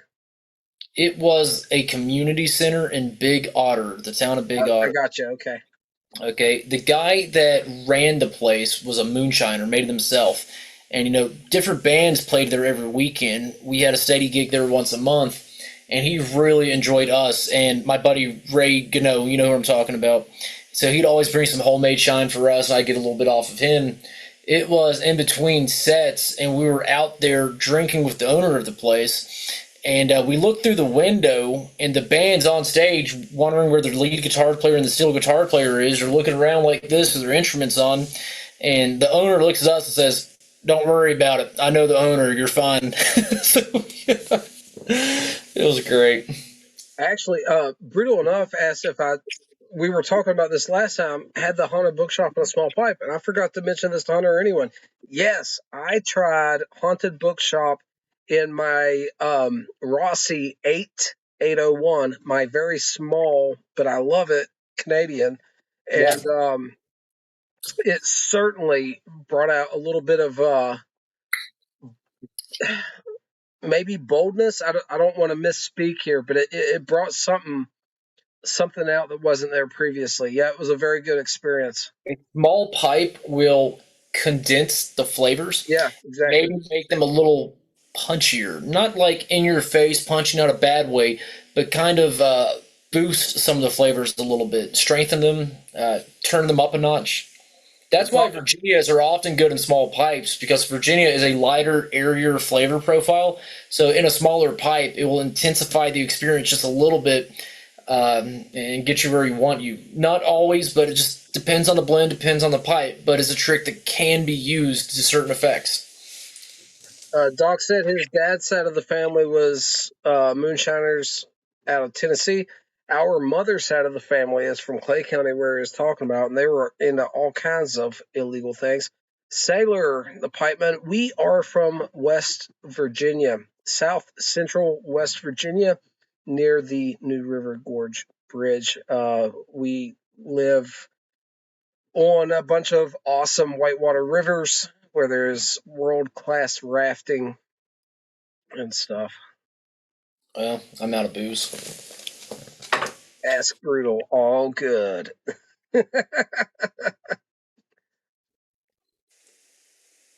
Is that water on the after party? I ran out of whiskey. Did we serve water in this bar? I mean, it's oh yeah, it's vodka in a water bottle. All this. No, I'd had more whiskey, but I ran out. So I get it. It happens. It happens. Hey, Sailor was asking earlier about vodka. I'm not very well versed on vodka. My understanding of vodka is the goal is to make it as neutral as possible, right? In part as the least amount of flavor as possible to make it as clean as you can. I've had stuff like Grey Goose triple distilled, and it seems it's distilled 3 times then watered back down. It's very clean, but I'm not a vodka guy. Vodka seems like a nice mixer when but it's kind of not my thing. I don't mess with tequila. Everyone in the chat, raise your hand if you've ever been personally violated by tequila. It hits me wrong, so I don't mess with that too much. Vodka, the only vodka I know that I've had is Grey Goose, and that was over 10 years ago. We snuck it. Good bottle. I enjoyed it, but also I was like young and probably would have enjoyed anything at that point. So Doc said if that was my brother, I'd already be over there fighting. I don't even know what he's referring to. Probably some of the shit one of us was talking, but I don't know which one. I feel like he's insinuating you should kick my ass over something I said, which is probably true. I don't know what part it was. Maybe you should kick my ass. I don't know. I got the MMA gloves, the 4-ounce gloves. We can have them. Which one messed up? Get their ass kicked. That's funny. 13 watching, and I think a little bit ago we were up to like 15 or 16. Yeah, it's been a good live, man. Really enjoying this. For drinking water. You fucked up. Oops, I said a swear word. I mean, do I go get a refill real quick? You better. Okay, I don't want my ass kicked by Dakota or 209. Well, here's the thing. Get another refill, and your old lady's going to kick your ass, so you got it coming either way. Okay, if I'm going to get my ass kicked, it better be for drinking whiskey, not drinking water, so I'm going with that route. Okay, all right.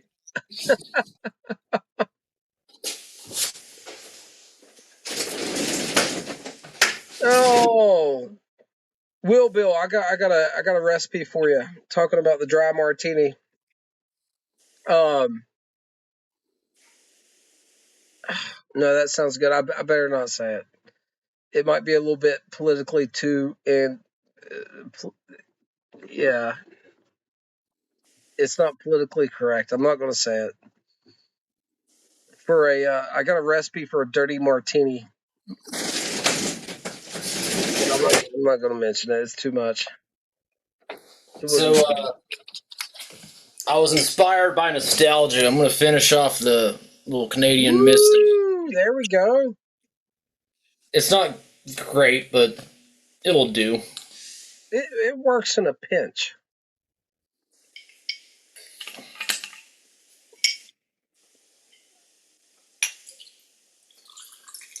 There we go. Looky there. Yeah, buddy. I'm going to have to go pour me a drink, huh? Not even a finger full, really, but enough to keep the show going because water's not allowed on the after party. I realize that. See that? We had 13, now we have 12. I broke out the water and we started losing viewers. I'm going to have to pour me a drink, I guess. Well, gotta do what we gotta do. All right, give me a minute. We aim to please. I will crack that bottle of Buffalo Trace. But I don't know how I'm going to go from Blanton's to Canadian Mist. It's a. All right, give me just a minute, gentlemen. I'll be right back. Yeah. Yeah, the Canadian Mist will warm you up for sure. Actually, now that I've been had a little bit of the Blanton's in me, the Canadian Mist isn't so bad. A lot of the harshness is gone because I've already been drinking. Drink break. Lukester, pour yourself a drink. Had a little refill. The live's going longer than we anticipated. We've got a lot of people on here, so we're going to keep it going for a little while. I keep missing my pipe tamper here.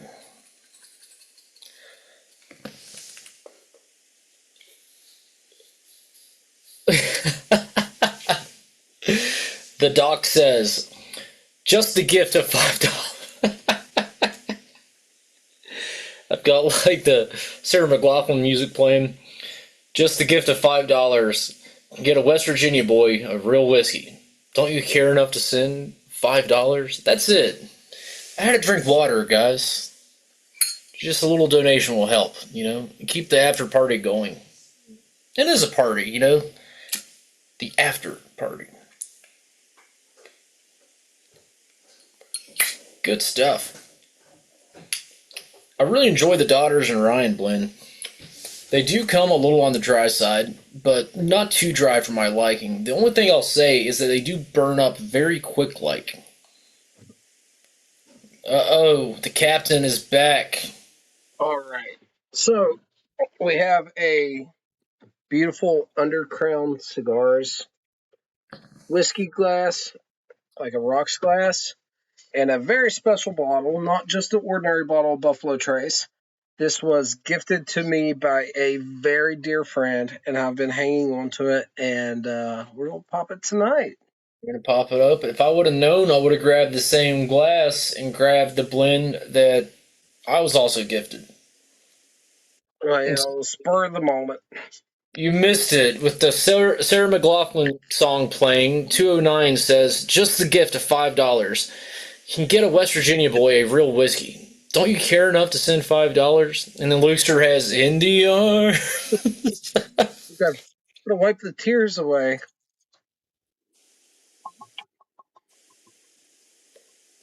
Uh-oh, now we got Sergeant Rocco in the house. It's officially the after party.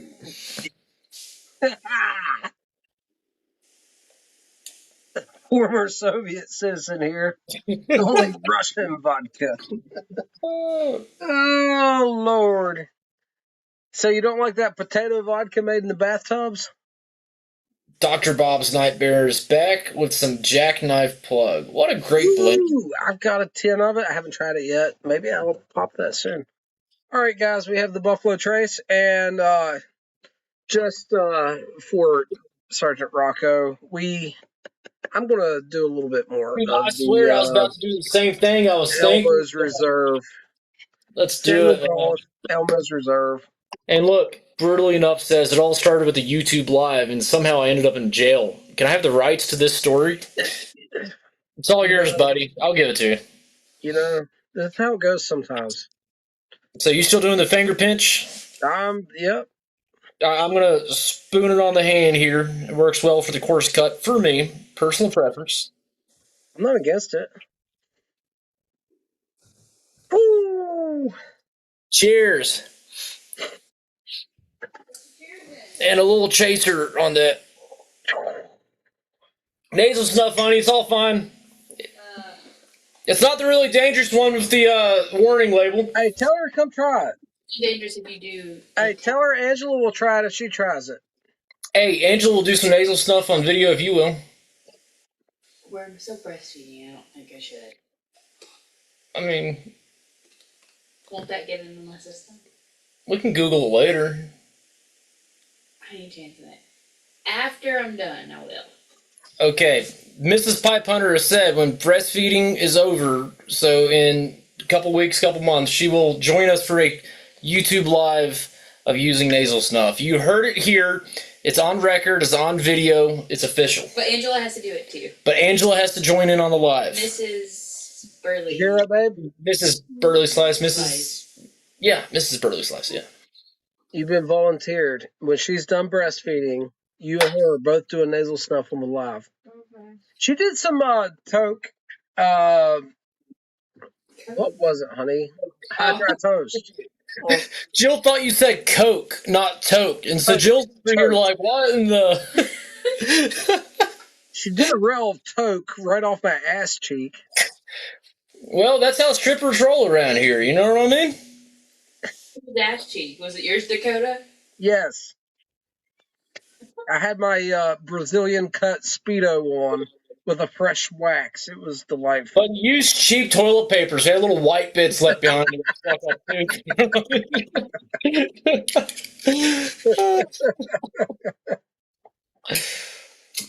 Now I got my cat up here. I'm about to set her tail on fire if she don't watch it.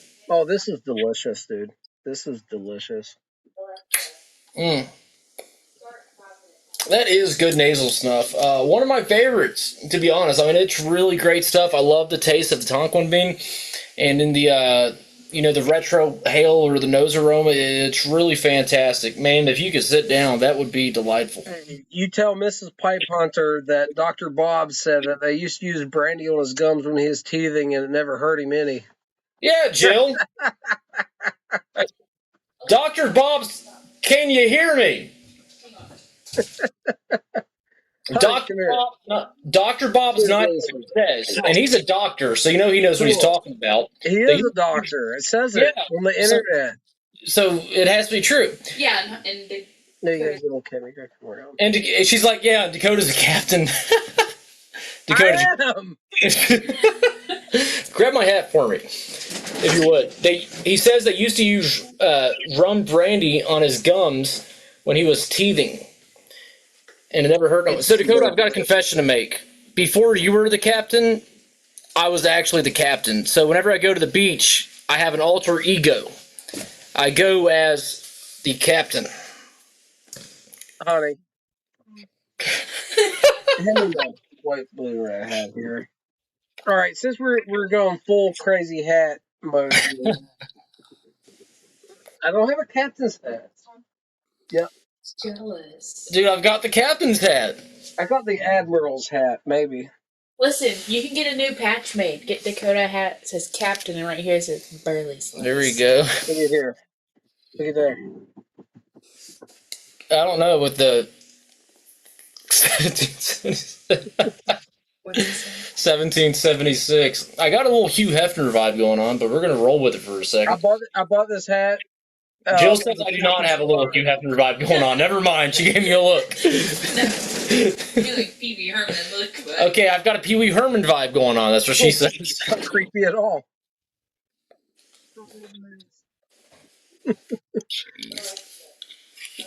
All right. Oh, I already checked mine. Oh man. Well, that was my. Yes. Yeah. Yeah. Jeez. Keep this pipe lit, and the rain just hit outside. See, there's a man that knows what he's talking about. Medicinal booze. When the cold flu hits, some vodka with some honey, black pepper, and lemon juice. We do whiskey and honey That's typically what we do. Sometimes I forego the honey and just down the whiskey, like we're doing tonight. Yes, very Whis- medicinal. Well, whiskey kills all the bad stuff. You know what I mean? It kills off all the virus and the bacteria, and it's good for you. It helps me dance. I don't know if I actually dance better, but I feel like I do. It liquid courage. You know what I mean? Well, honey, you want to try some of this stuff? Get over here. Get your cute little behind over here. Come on. Come on. Jill, Mrs. Burley Slice doing the snuff. We need you. I'm not tonight. I'm sorry. Okay, I'll quit pestering her. It's not on my end. Not tonight. I'm getting up.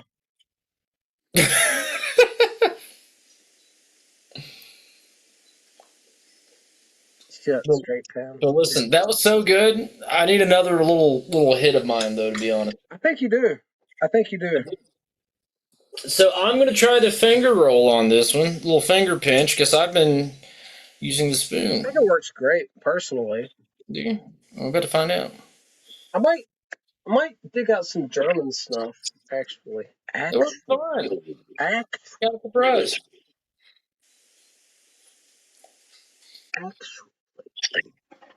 Oh, see. The finger roll gave me the sneeze. Oh, that's too bad. I was doing so well. So when I was in middle school, So, Sailor said he never caught the Charlie Victor 1-9er with the rum. and it would make his tears colored. Okay, Jill says when she was in school, there was a boy on her school bus that would snort Kool-Aid packets and it would change the color of his tears. Now, I've never seen someone snort a Kool-Aid packet, but I've seen someone snort a pixie stick before. Yeah, I did that regrettably once. And Bondo dust. We had to stop someone from doing that because we thought it was going to kill him. But Dude, I have so much snuff. All right, here we go. yeah, I just did my second hit. Feeling great, feeling fantastic. I got this one in with that toe quarter. Fresco. Okay. It's good. Oh, I really want to try the Elmo's Reserve with the snuff. What do you call it again? The The bullet, the snuff bullet. Yeah. So this is the new McChrystal's manufactured Bernard's, and I have had the original of this. It's been over a decade. I don't actually remember what it was like, so I got a whole bunch here. Might have a little ammonia to it because it's fresh. That's okay. That airs out. Very coarse. You know, I might have some of the old school Fresco here. I have the original Bernard's of this one. My Oh, got him. Got him. 3 sneezes. Mine was only 2. This stuff is delicious, man. It's great. It really is. Oh, it's fantastic. You good? Yep. Yep. All right. My wife's laughing at you, by the way. Well, I'm laughing at her on the inside. You can't see it, but that's how I feel. But we feel it, though. That's the important part. She's gonna throw a shoe at my head next time she sees me. Which is funny because 209 said his wife would have already chucked a shoe at his head. Yeah, I've read that. The old George Bush. You know, get out of my country. That's my old. The double shoe. Yeah. Yeah. They'll throw my loafer at you, buddy. Where'd you find it? Only younger. Ain't mine. Maybe your sister had it. Just don't pull a Dick Cheney and go pointing shotguns at places they don't need to be pointed at.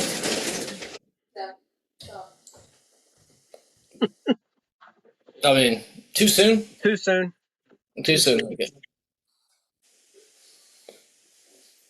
So Rocco says Peter the Great drank brandy with 50 peppercorns. My gosh, yeah, vile stuff, I'd say.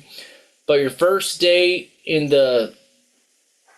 that you had to drink it, which makes less sense than the drink.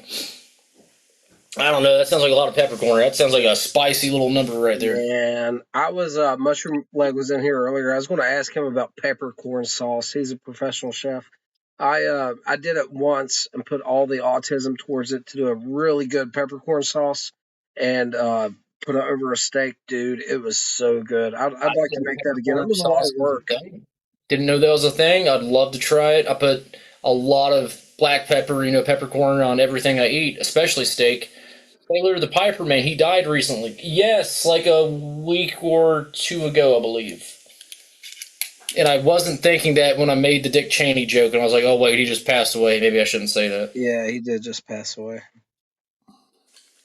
Which, did you realize he was a heavy cigarette smoker for like 20 years, 3 packs a day?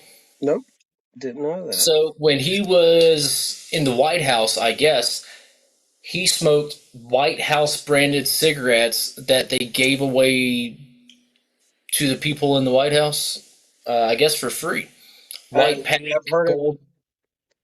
Do you remember that cigar magazine I gifted you forever ago that had articles on pipe tobacco blends in it? Yes.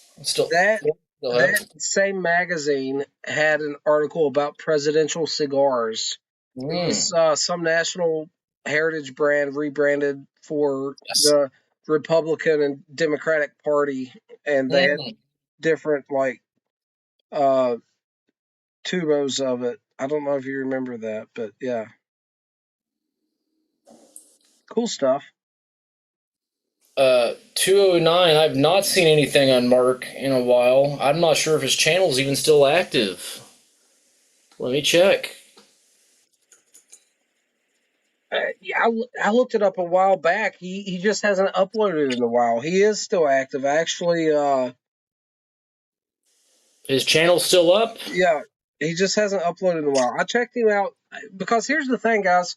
4 weeks. It's been 4 weeks since he's uploaded. I'm not getting regular updates from people on the YTPC, and I'm not sure why. Like Porch Piper Tom and Carolina Rose, the other day I was sitting around thinking, I haven't seen anything from them in a while. I looked them up, and they both had new content that I was unaware of. So, and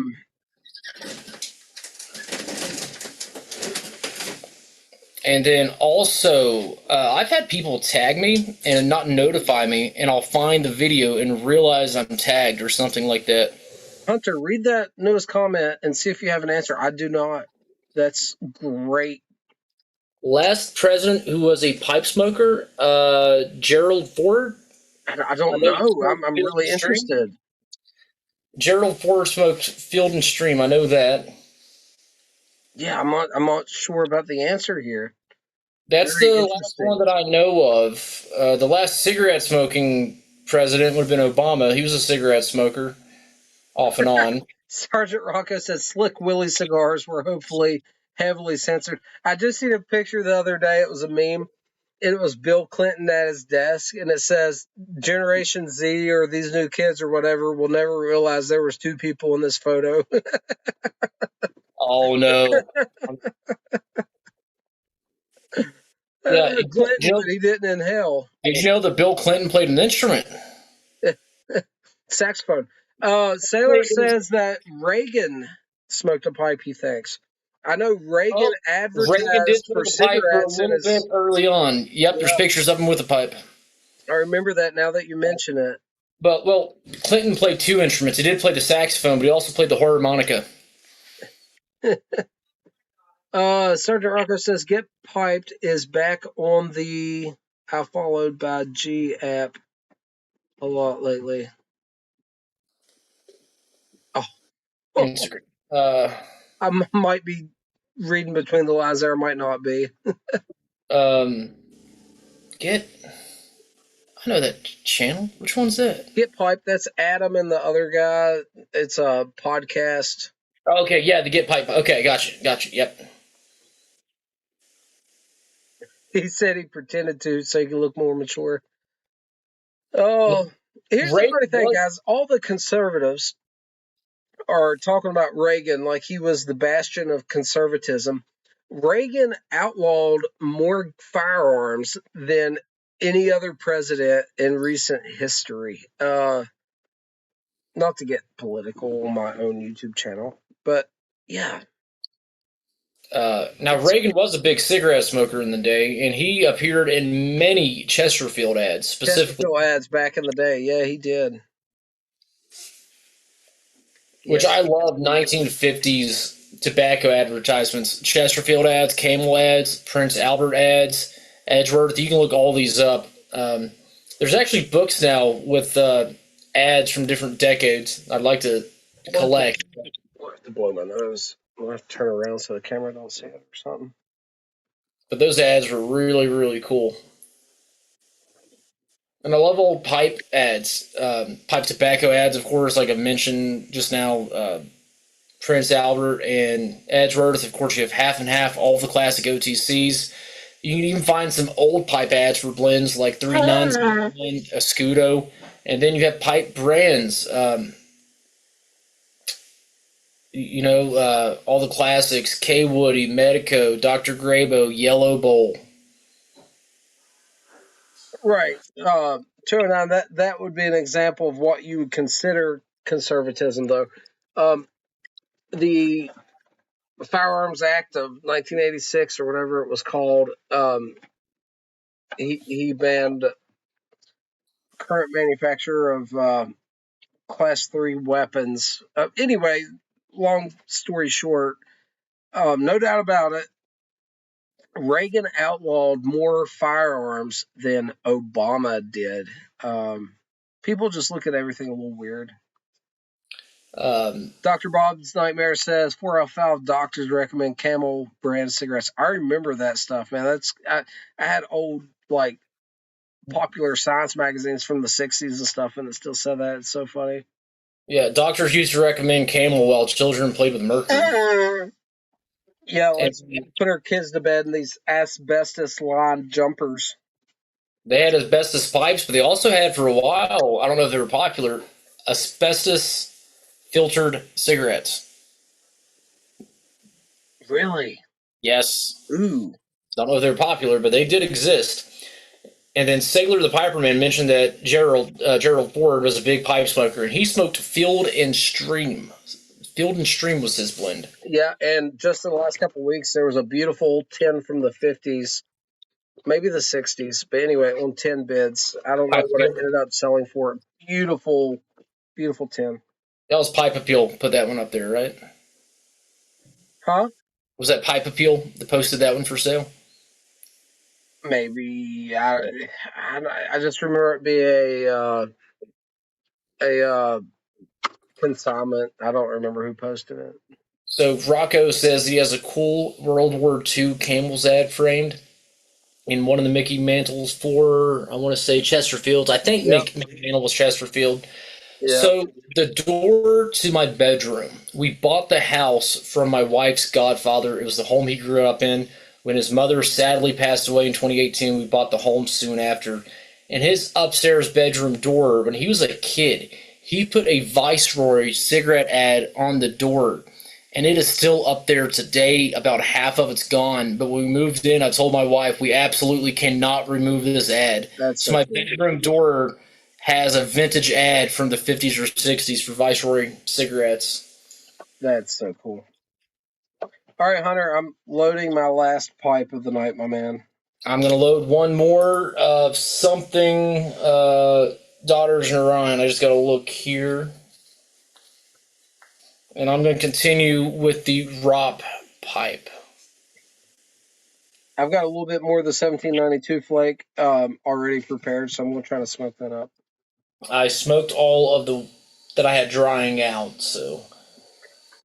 Yeah, dog. Pipe Appeal is... I would love to sit down and talk with him. He has the coolest, like, man cave room I've ever seen. Obviously, he posts some of the coolest unobtainium tobaccos.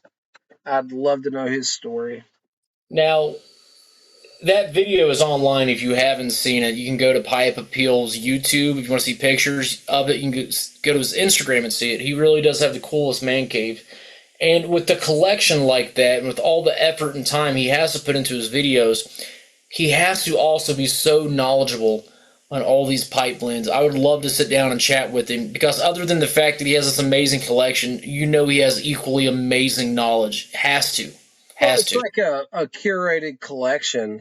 We spoke about this before, but not only would it take a lot of money to acquire this stuff, it would take so much time to accumulate the vintage stock that he has. It's incredible.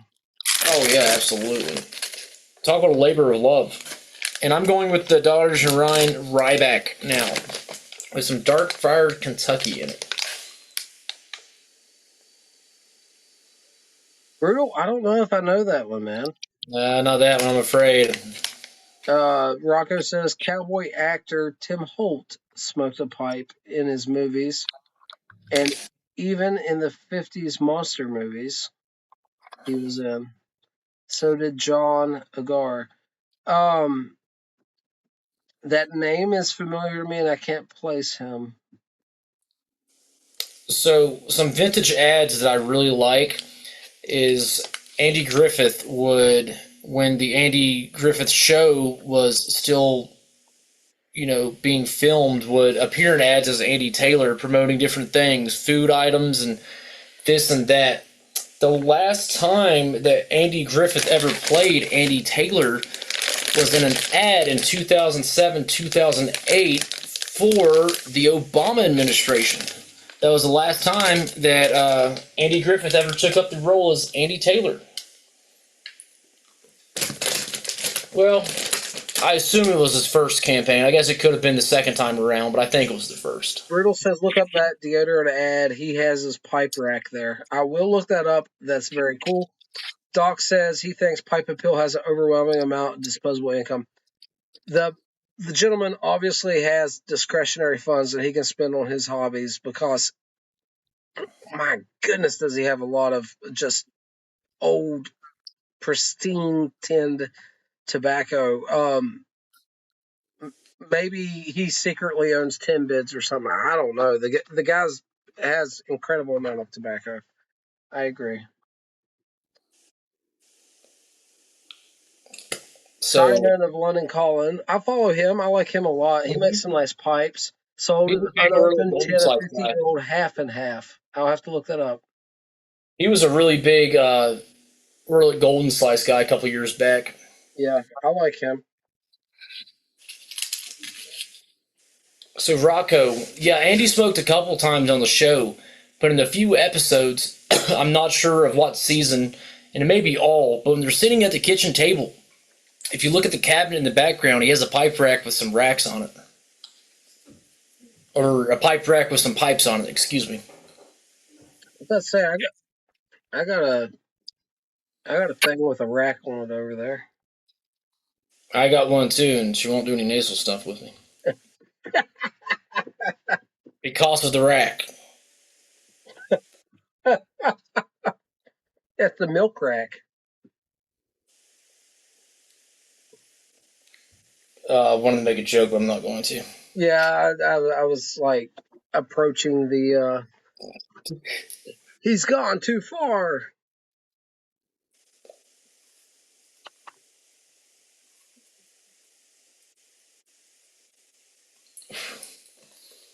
Let me see here.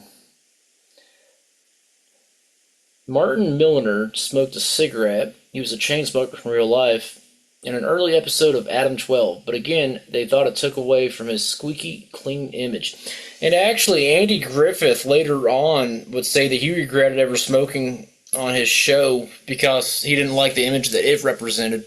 Even though it was so prevalent at that time in the early 60s, he did go on to regret it. And it was only a few times, but he did smoke on the show a little bit. You ever seen that video? I know it's on YouTube. It's an old video of Johnny Depp back in the day. And he rolled his own cigarette with a chocolate paper. Mm-hmm. Man, that just looked cool. That looked cool. I saw that. Um, what was another one that I thought was interesting? The guy that played in I Walk the Line, I can't say his name, something Phoenix. Joaquin? Is that how you say it? There's a video compilation. I don't know how I found it, but like a 1 or 2 minute video compilation of him smoking on YouTube in like every possible scenario, and it got to be kind of funny because he really just didn't give two craps about anything. You know what I mean? He like smoked anywhere. It was funny signing autographs. He's got the cigarette hanging out of his mouth, like, whatever, kid, let me sign it.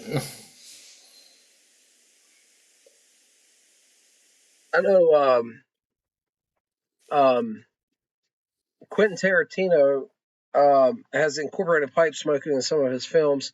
And I don't know how much of a Calabash pipe pipe smoking. and freaking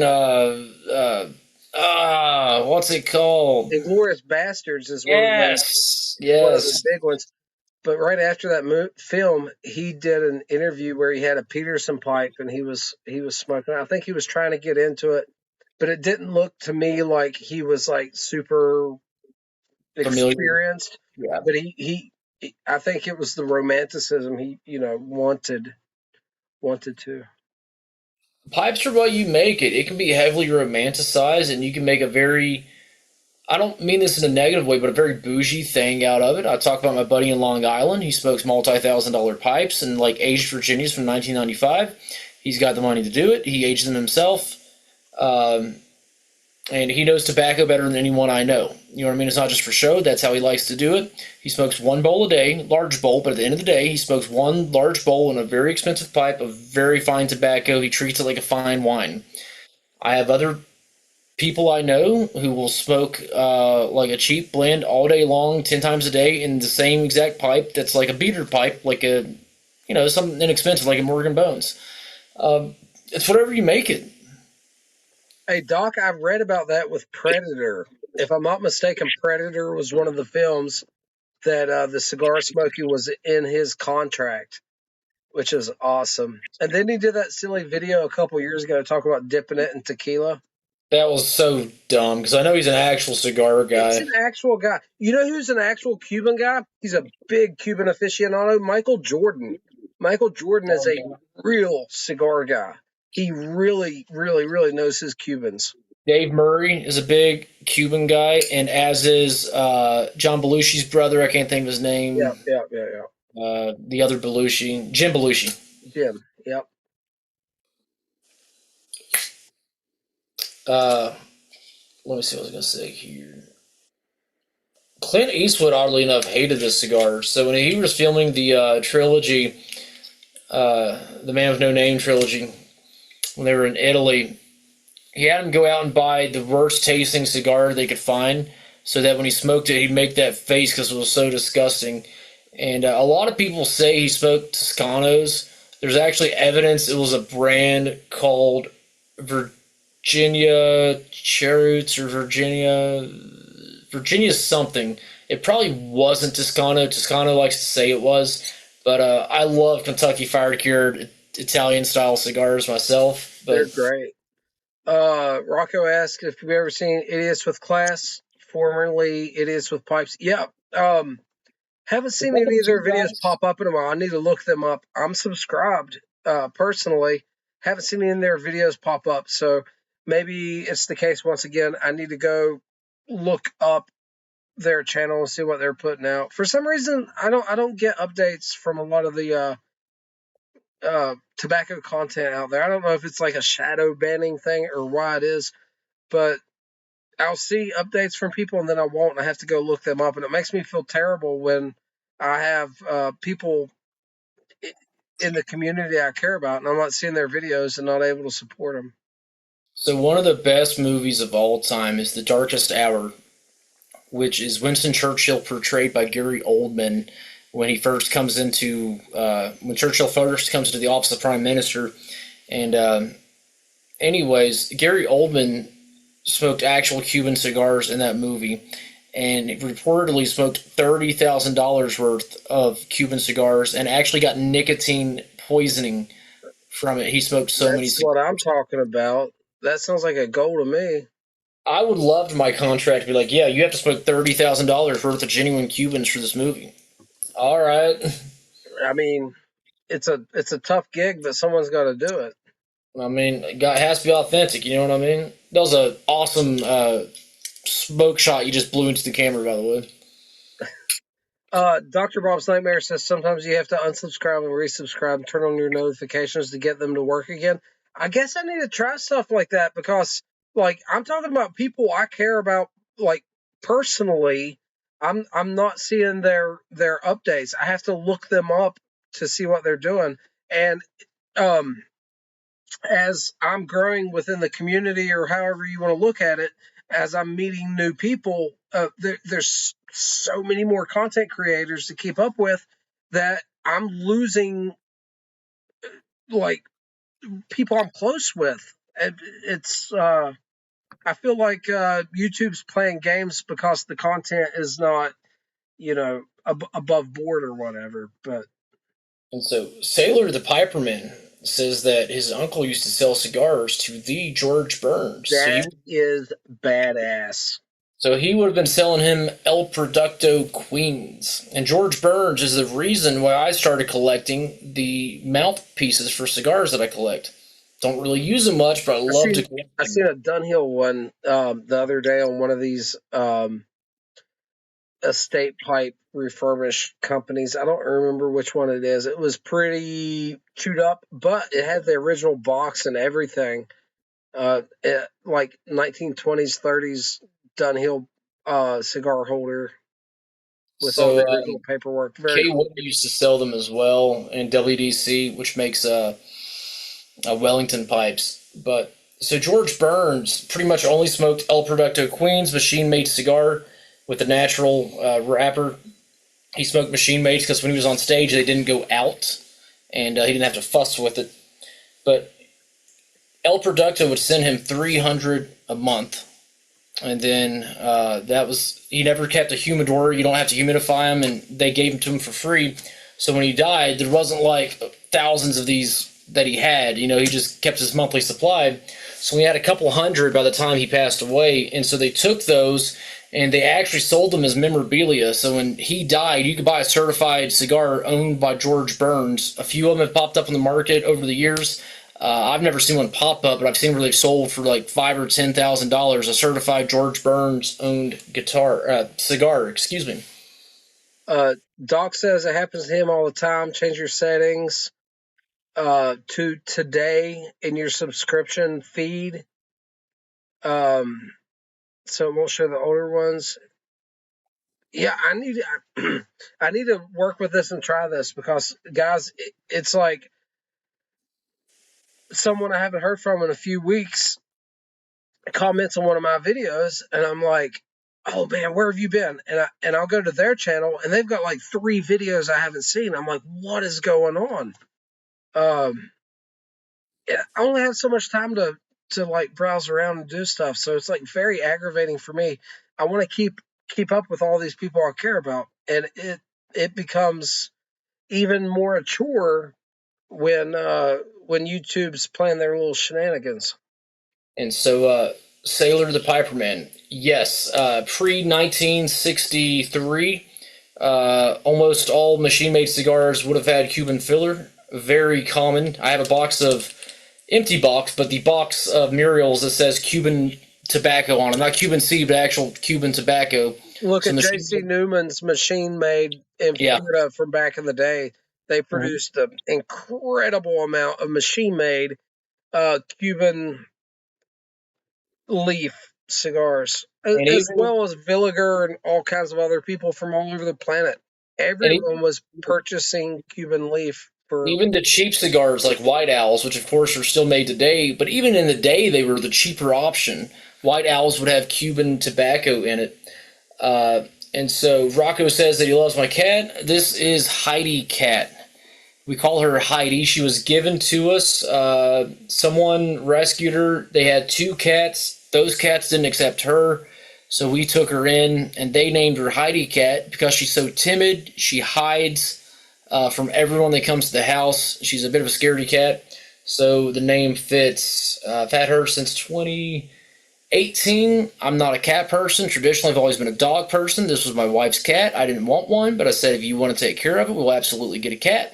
We get the cat, and she hopped on my lap, and she hasn't gotten down since. So now it's my cat. But the cat picks the owner, not the other way around. So I was picked. You were She got chosen. another cat after that did pick Jill, but sadly we had to put him down. Winston. Did you ever see that one? The white and yellow cat we had? I'm not sure, to be honest. Yeah, his name was Winston, but we had to put him down at like 2 or 3 years old. He didn't make it too long.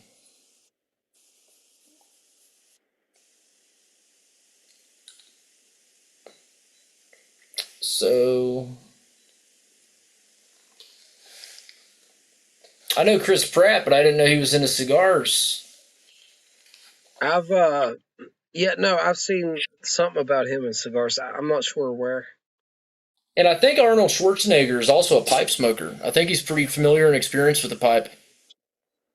Yeah, he was gifted a pipe by the author of Pipe Dreams. Mm-hmm. I can't think of his name right now.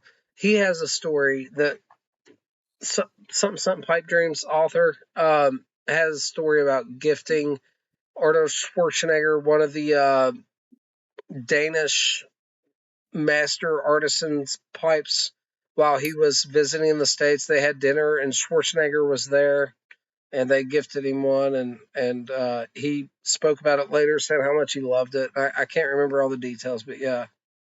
I saw that, and this has been a few years back on the internet, someone had made a pipe and carved the Terminator, I think it was. One second. Sailor, the Piperman, thank you so much for stopping by, participating, commenting. It has been great chatting with you, my friend. Have a wonderful rest of your day. And we hope you join in next Saturday night. But anyways, they carved his face into the briar, and I think it was specifically like the Terminator face, where it was half Arnold, half the robot. And they posted it online, and Arnold caught wind of it somehow and actually bought it off of the guy. And I think you can find a picture of Arnold smoking it. That's so cool. So that was pretty neat. The Governator. Do you see that? I think it was Jimmy Fallon asked him on his show if he'd ever lied about something in office, and he said this one guy I really didn't like, so I wrote him this letter, and the first letter of each sentence was Fuckyou, so it was hard to see. But if you read like the first letter of each sentence down, it said right, and they caught wind of it. He's like, "Oh, that's just a coincidence. I had no idea." He's like, "Yeah, that was on purpose." That's funny. I've got just a little bit left on this pipe, and then I will have to call it a night. But I've got a couple minutes left here. Well, we're 6 minutes till midnight. We can make it till midnight, I think. All right, guys, we're gonna make it till midnight and then sign off on the new day. I think that's a plan. We did that on my birthday, yeah. Saturday before last, yeah. I don't think we're gonna make a regular habit of it, but we're doing it tonight. We're darn near there. Why not? I'm gonna have to finish this booze off to keep me awake. Hold on. Well, I mean, when in Rome. When in Rome.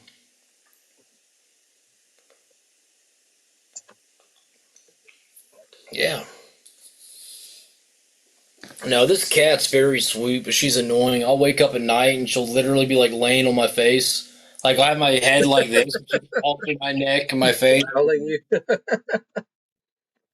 She hugs me sometimes. She'll lay on my. The other night, she slept with like her body on my chest and my neck, her head resting on my shoulder, and her arm was like spread out, like holding me. Doc says it's only 9 there, so we've got 3 more hours. I don't know about. Wants to hear 5 minutes, Doc. I'm done, bro. I've been up since early.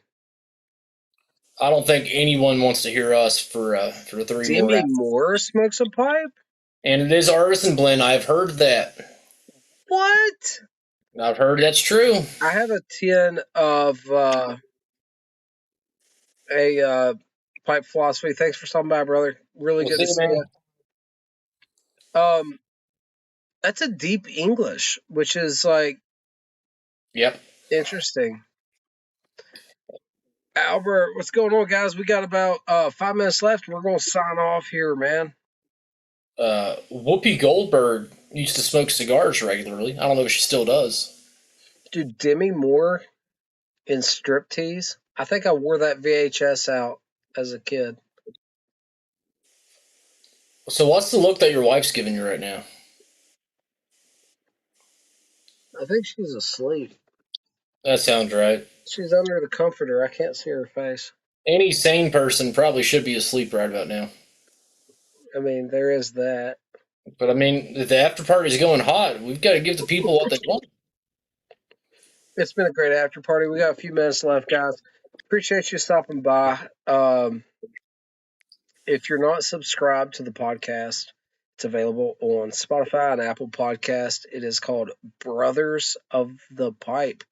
Tonight we reviewed Samuel Gawith 1792 Flake and Samuel Gawith Elmo's Reserve, which is the snuff format of the same blended tobacco. We had a wonderful time. Very, very good experiences, and glad you guys made it to the YouTube Live after party. It's been a lot of fun.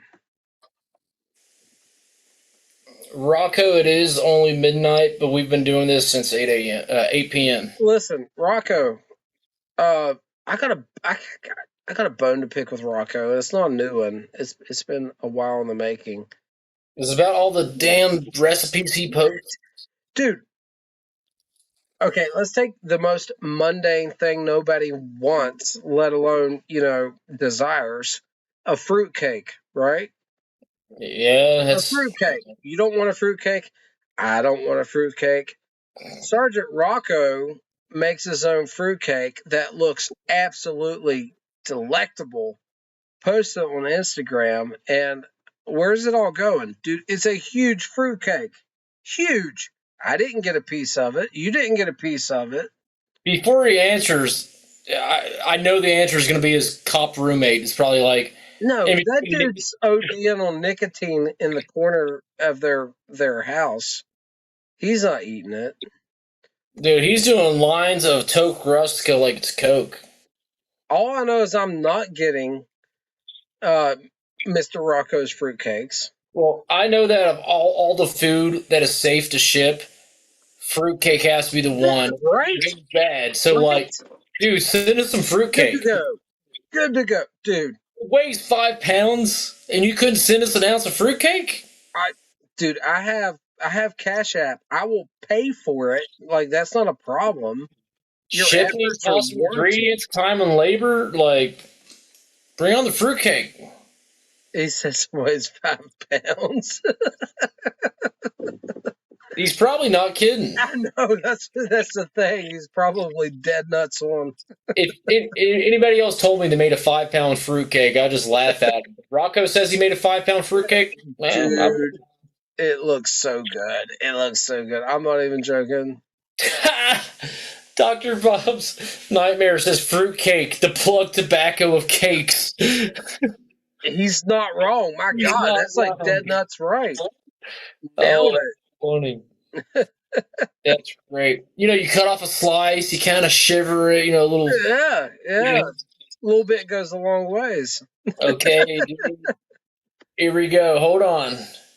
And 10, 9, 8, 7, 6, 5, 4, 3, 2, 1. It's Sunday morning. Happy Sunday morning from Captain Burley Slice's live after party extravaganza. Baking What's going on, pipe? What's going on, pipe people? The Pipe Hunter back at you. All right, guys, we're going to sign off. Thank you all so much for stopping by. We love you. Doc, thanks so much for stopping by, brother. I appreciate you more than you know, man. I really do. And if I didn't tell you this past Veterans Day, thank you for your service, man. Absolutely. I'm surprised how many people within the pipe community are prior service members, and we really appreciate you. If I didn't get to tell you on Veterans Day, I'll tell you now. Thank you so much. Appreciate your service. Thank you so much. Will, Bill, I love you, brother.